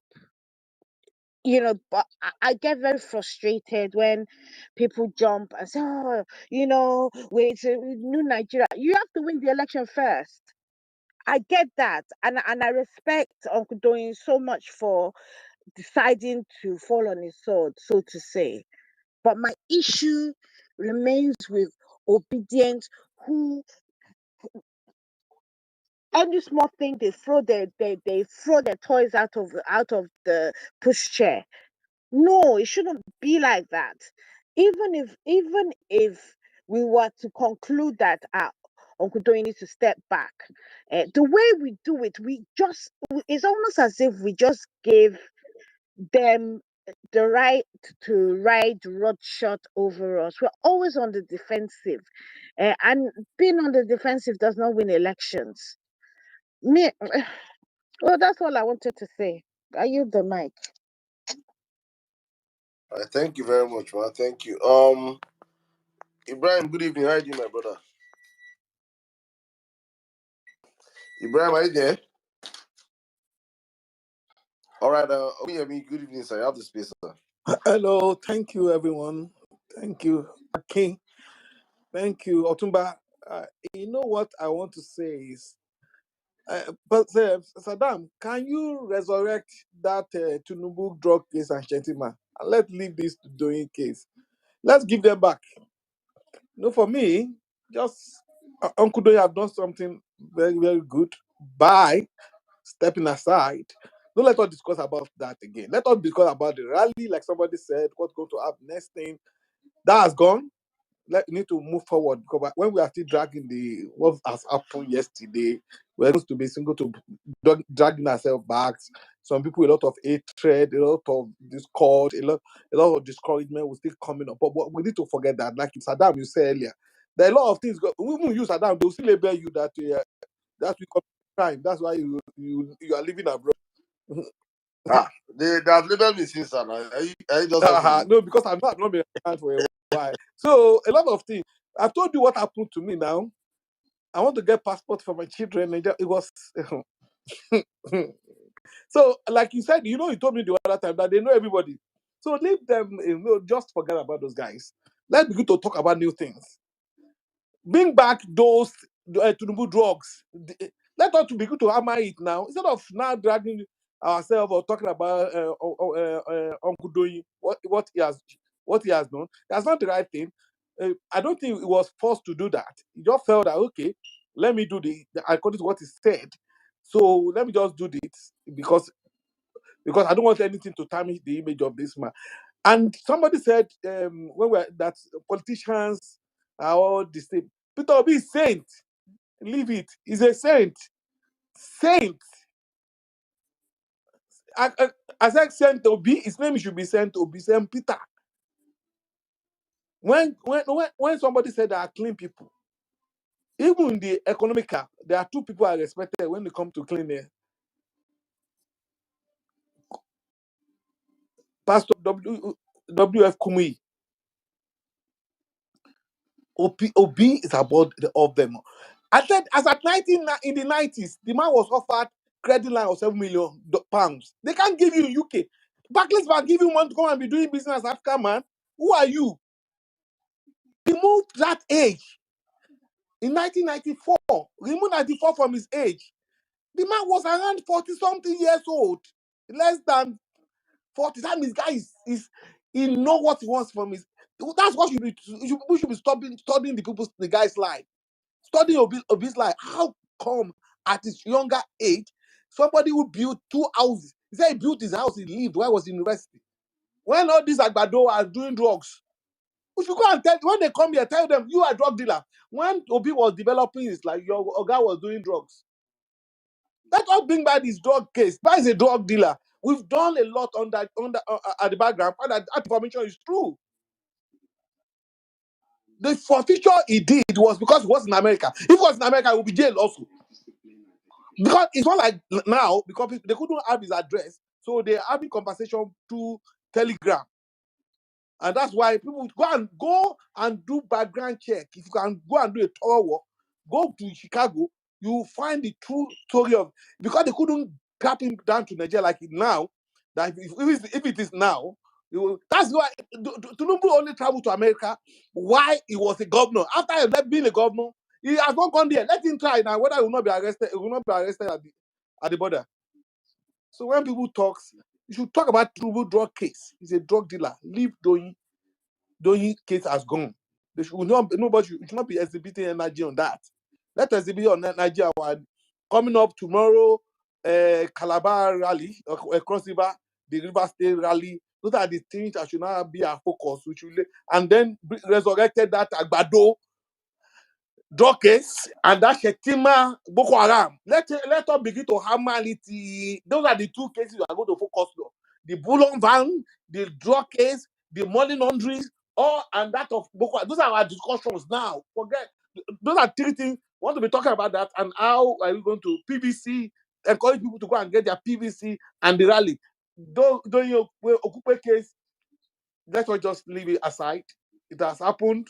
Our brother has taken it. We know it is their handiwork. Let them. But now, we go for their wounds. They have 2 wounds. Shetima is a drug dealer. He's a Boko Haram man. Tinubu, a drug dealer. So let us just go to that wound and begin to eat it. Let's go and damage that one. Pieces it, let it bring up blood. Tear them into pieces. Saddam, let us resurrect those things again. This is because they've done their worst. We want to go to the. We too. They're taking us. Okay, yeah, okay. Brought in the case that happened years back. Fine. Money laundering, fine. But we too have a real case. Let's go back to it. Remember when Arise knows that they need to silence Dele Alake and the other guy. What did they do? They went for David Ndenyi and the other guy, Agba, whatever, Bajalingo. Immediately, what happened? Immediately, Ndenyi raised the two cases of the drug. You know, those boys they went to their share. But now, what we are doing is that we are bringing it back again, back to back. Every discussion, Thursday, drug dealing. Saturday, we talk about in the violence space. We want to talk about Tinubu drug deals. We are going. If you like, let us bring those drug deal documents. I've been reading it one by line, so that people will hear it. We'll be reading it. It's a 56 page. Let us be reading line by line, so let people hear it, so that we will know. Then we'll be hammering every day, so that people know that we are dealing with the drug dealers. So that the one they want to concern. Then that of article also. Those are the things we should focus ourselves on now and our campaign. Let's forget about what happened with Doyin. If you keep doing that, we get some people will get worked up, some people will not be happy, some people will know that this is the and I know Pio said something. Go and read what he said. That okay, I don't stay where people drop me. I move on. It was saying that I know they are attacking my people. So he knows, and even said that his private jet, the private jet that takes me around, it's been granted. And it's been there. So that tells you that they want to, and the day man came to the space, he told us something, that there are some people that come to be his friend, that if you call them, will not. Look at what David Mark did to him. He went to visit the man because he lost his son. He went to hide. And then later the man just came out. I came to your house, you are not here, I sympathize with. No, Apple, that tells you that we are fighting entity. And the entity will be looking for anything to mistake. And I like what Uncle Doyin did. He just, okay, I'm going to step aside. Okay. I don't think Uncle Doyin step aside because what obedient people are saying. He stepped aside because he knows what those people are doing. You know, he has information on a lot that we don't know. There are a lot of things that he knows that you don't know. And I say, okay, let's just but we are going to go for two things. Shetima Boko Haram case. On Thursday, violent place we are talking about Tinubu drug. And then our campaign rally, maybe that week or next week, the success, what are we going to improve and encourage people to get that PVC. Then on Saturday, we go to Shetima Boko Haram case. Then we hammer it every week, the election day. We'll be hearing it everywhere. It's a drug dealer. In Yoruba, in Hausa, in Igbo. Then Hausa man talk it. When Ibrahim come and speak in the Hausa language, then people know there's a drug dealer. When somebody come from Yoruba speaking in your language, say the other man is a drug dealer. When Igbo man speak in Akwa Ibom, in Calabar, speak and let everybody know say the man na drug dealer. The same. Uncle, please, can you please just wrap up, please? Thank you very much. I yield mic, my brother. Thank you very much, sir. Thank you. We have plans. We have plans, but we're caught up with this whole moment. And honestly, you would have seen I scheduled our space already for Thursday, and it has nothing to do with Doyin Okupe. It's just that we had to Aki open this space and called and help him and co-host, and we are discussing about issues here. But it's important we control the narrative of this Doyin also. It happened today. The resignation happened today, and we should be able to pass the message across to people to see it from the very positive side. Because for me, I think even if I don't agree with the fact that, and I know for a certain that yes, he did not resign because people in the obedient movement wanted him to resign. He resigned because he has seen what we could not see. And I give it up to him because for right now, he has absorbed this campaign from a whole lot of fire that was meant to come in and from this evil camp and trying to tie all of us together and say we are all criminals, even though the man is not a criminal. But that's what we don't have the media. We don't have the print media. I bet you that all the headlines today across all the print medias will be Peter and Labour Party DG convicted for 2 years. I bet you that will be the headline across all Nigeria daily medias today. Yesterday, sorry. But right now, he has created an opportunity for us that the headline will no longer be about LP, but will now be focused on we going back to exposing the drug dealer, as you have said. So going forward, I think that's what we're going to do. Thank you very much, sir. Esan, my brother, good evening. How are you doing? Please, 3 minutes, please. Okay, 3 minutes. Uncle Doyo Kubediaso, Yobara, St. Peter Obidiaso, Yobara, Magiwan Yobioma, Yobara. These are what I have to say. So, but let me just real quick. For people who portray themselves as obedient, might host a space and you think they are for you and you come to speak big English and all that. First of all, if you read what EFCC paid, it said sentence to 2 years. They didn't even, this man left the court. Some people say no, they read books. That is my problem with people. And I know they follow those people they chat. And if you see, let me go back to people, some people that still follow this man, why the beer man, they followed him like nuisance. I'll put it like that. They just follow him like any like Atro no way and Chetu no going to get a flock. Shepherd, I don't have a flock, but that is okay. You just follow people. You go. You don't read the contents of anything. You just jump into a conclusion. This man only broke an act. Say that they give him money, way past 5 million. They give him money. 52 candidates. They cancel order. Saying at 26, he had to pay money for it and said he would clear his name. Simple and short. But people want. And if you look well, everybody here, one way or the other, have also broken that act. If you don't know, you know it. If you have collected money, you sold a car. You have collected money more than 5 million, 4.99. You collected cash. You have broken the law. Most people they sell car, most people they do car business. Most people that do sell textile material that have collected cash have broken those laws. But because he's doing, nobody's going to ask a question: who gave him that money? Why is the person not being, questioned? Who did he give that money to? Why is those person not questioned? But they single them out. And if you listen to BO, they say when you follow people, follow your leader. They follow your leader. Your leader is, he said, they have been, do you know what I've been doing to me? Do you know what I've been doing to me? What are they doing? They are trying to get him. A general took a bullet. I know what he did. That's why I understand where Otumba is coming from, and I felt his pain. But I know he just wanted to take one for the team. But for me, I didn't want him to resign. But we move because, like we said, nobody is more important than the movement. And that's why I said, Uncle Doyin Okupe, he said he's going to be with us. And for me, I really need that, his brain.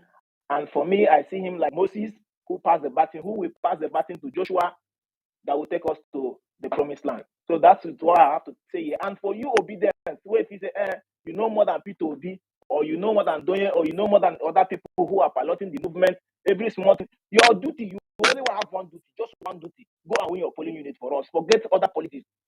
Go to your village, pay time fire. Go and win your polling unit for us. Forget national politics. Your politics now is go to your village. Go to your village. Go and win your polling unit for us. Just if you don't want to win a polling unit, carry your wife and your children. Go and win those places for us. But leave other politics for us. Leave other politics for people that are playing the politics. I know my duty. Your own duty is go and canvass for PVC. Go and win a polling unit for us. And leave other things. All those things are my boss. Tomorrow now, you follow Garuba, Adamu Garuba. I'm not even sure he graduated from any university. You go and follow him and argue. You go and follow Reno Moke that is in exile. You go and follow him and argue. You go and follow this other girl that is that is in Chaco. You follow him and argue. This is what people do. So simple and short, focus on your polling unit. Simple and short. If you don't matter anything you do, retweet. Simple, retweet. Stop joining Twitter spaces and causing nuisance, speaking the big English. All that thing should stop. Leave people that are playing the politics to play your own is a follower. If you have a question, you ask questions. That is what or if you don't have any question, you go and read books. Simple. Thank you and God bless you. Thank you very much, my brother. God bless you too. Dauda, you have the space, please. 3 minutes. Dauda, are you there? Yes, thank you, Sir Saddam. Good evening. Good evening, sir. You have the space, please. 3 minutes, please. All right, thank you. I believe so many people have said a lot that I was in my heart. I will just add that what happened is a step forward and is also a standard that has been made to also bring to judgment those guys that have been doing far worse than these things. If this could be seen and be brought to light in this way, which happened to the DG of our party, I'm telling you, it is a great sign that God is making loud that by this singular honor or act that the DG made, is going to use it to judge a lot of things in the politics of Nigeria. Some big shots are going to see hot by God Himself. God is going to expose them and is going to disgrace them. So I believe what He did is also playing the script that God has already begun with this nation. So we should not be feeling any bad. We should only pray for the campaign council, the PCC, and then Peter Obi in person, that wisdom will be given to them to be strong and to go on. Somebody just made mention of Joshua is taking over the baton. I want to believe with that.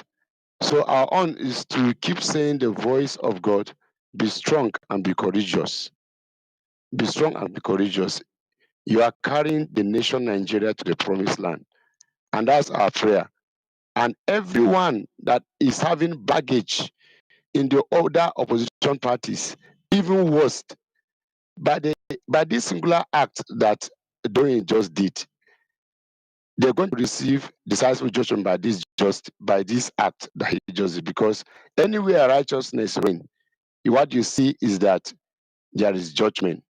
For this is actually a righteousness that will bring about judgment against wickedness and be exposed. And this movement will go stronger and work stronger. That's our prayer, and that's what we do.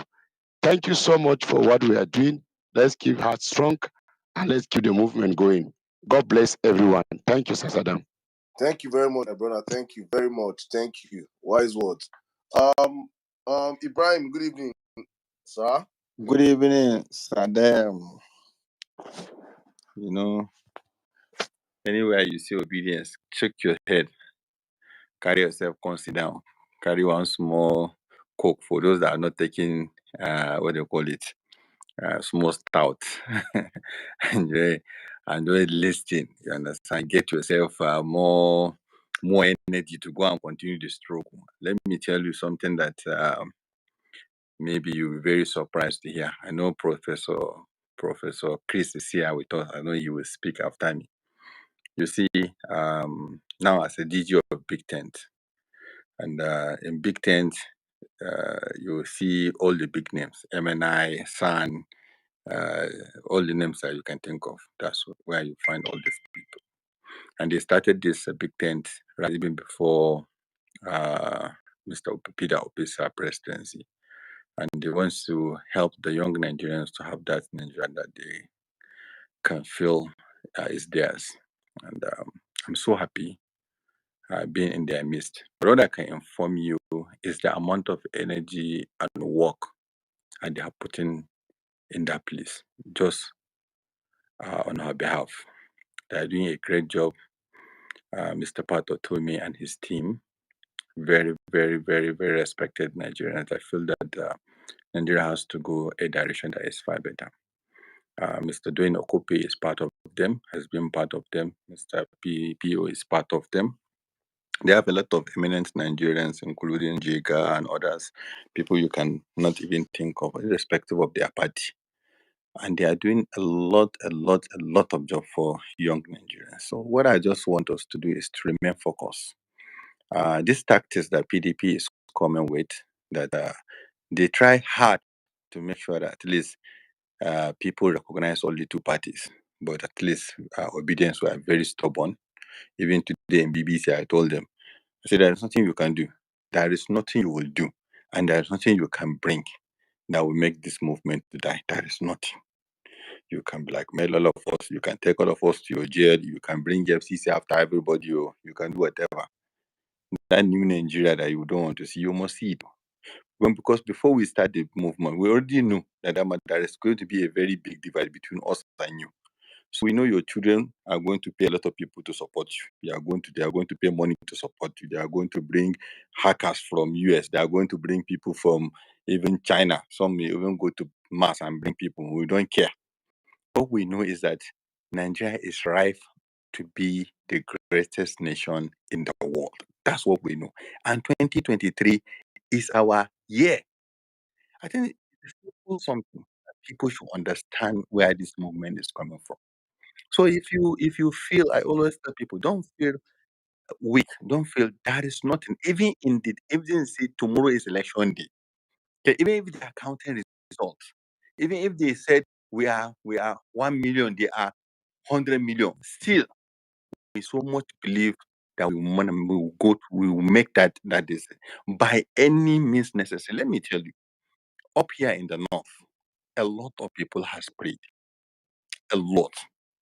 People has missed their livelihood. People have been pushed to not just become poor, but they lost everything. Some of them are IDPs. On count, today I saw one of the posts, 40 local government, 40 local government in the northwest, including Niger, 40 local government in the hands of bandits. 40. These people, a lot of children, up to as I talk to you today, are still with bandits. In the north, people are still paying ransom. People cannot buy. See, it's Christmas time now. You know what rice is for everybody during Christmas. Today, I can tell you 40,000 naira, 38,000 naira, 40,000 naira. That's how you buy rice. Forget about oil. Chicken, the chicken we go catch, buy for 2.5. Now 5 key, 6 key. Crate of egg, you can't even imagine. This is the Nigeria that we are today. And then people are now getting themselves ready with their children as stubborn people that feel that they can be SEs and ministers, SEs and PAs and board directors in other places, that they'll just come and continue just maltreating us. So we can't stop it. There is nothing they can do about this obedient movement. There is nothing. And I bet you it all lies on us. Let's keep pushing. We shall never get distracted about this, people. This election is for us to lose. We have everything working in our favor, including what happened this week. Everything, you can see the hand of God. God is really answering those prayers of those people that are in captivity, those people that pay rent, those people their houses are underwater during this thing, those people that cannot get palliatives, those people that all you can count and count and count Nigerians that has prayed to God. And there is no any place on earth that name of God has been praised like in Nigeria from both Muslim and Christian. And I'm so sure by God giving us all these things under our feet, with all the gas that we have, with all the abundant land that we're supposed to be the richest of the rich, and some few people are cornering everything. There is no way God will not help us to triumph against his enemy. He has done it for Moses, he has done it for Joseph, he has done it for all his prophets, and he will do it for us. And we achieve this in through Mr. Peter Obi. We know he's a good man. We know the Ahmed is a good man. We know everybody around them, they are all good men. And they mean well for this country. I was on BBC today. I told them the blank truth. I told them in Hausa, this is where we are. There is no other that you sit down with him one on one and tell him who Peter Obi is, who Dati Ahmed is, what Labour Party LP is bringing, and he has an iota of doubt that is the next direction to be. Today, when I saw that resignation, I said, thank God, this is the best place for me to be. This is what I'm doing throughout my life. I have stayed with them. I have saw the impunity in governance. I see how it's small. You see somebody, your friend, just becoming a commissioner, he will bend like crayfish because he's now feeling he's a big person. You see him, some people have to carry his shoe. Just become it. You see somebody might just because you make him an essay to a commissioner Okuma is an SA to a commissioner. You see how he start coming to an area and abuse everybody. Proclus of people in Lagos, these are Albero. Now you just see them. They just carry government shirt, just like they stop everybody. They abuse everybody. They are now in power. We can't continue like that in a country of 200 million people to allow this shenanigans, this group of people that are there. See, let me tell you all this thing they are doing, moving with their crowds to one rally to another and just posting the rally. You see our rally. All those stadium, ask everyone which of the stadium is 60%, is 60,000 capacity. In whole of Nigeria, Abuja is the biggest stadium here. It's 68,000. It's not up to 100,000. Abuja that you see here. If you put people inside Abuja 100,000, it will cover everywhere 100,000. That casino shouting is 25,000 or 30,000 capacity. This thing. It's not up to the congregation of my mosque. I swear to God, it's not up to congregation of my mosque in Kao. And Kao is only male that go to Juma mosque. They are not up to it. So what are you saying? Ibrahim, I think, sorry, Akin is having connection problems. So I think, guys, the speech might end any moment from now.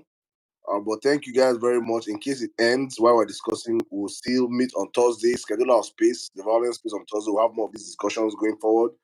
But thank you very much for coming out this night, just in case the space crashes. But Ibrahim, you can go on. All right, thank you.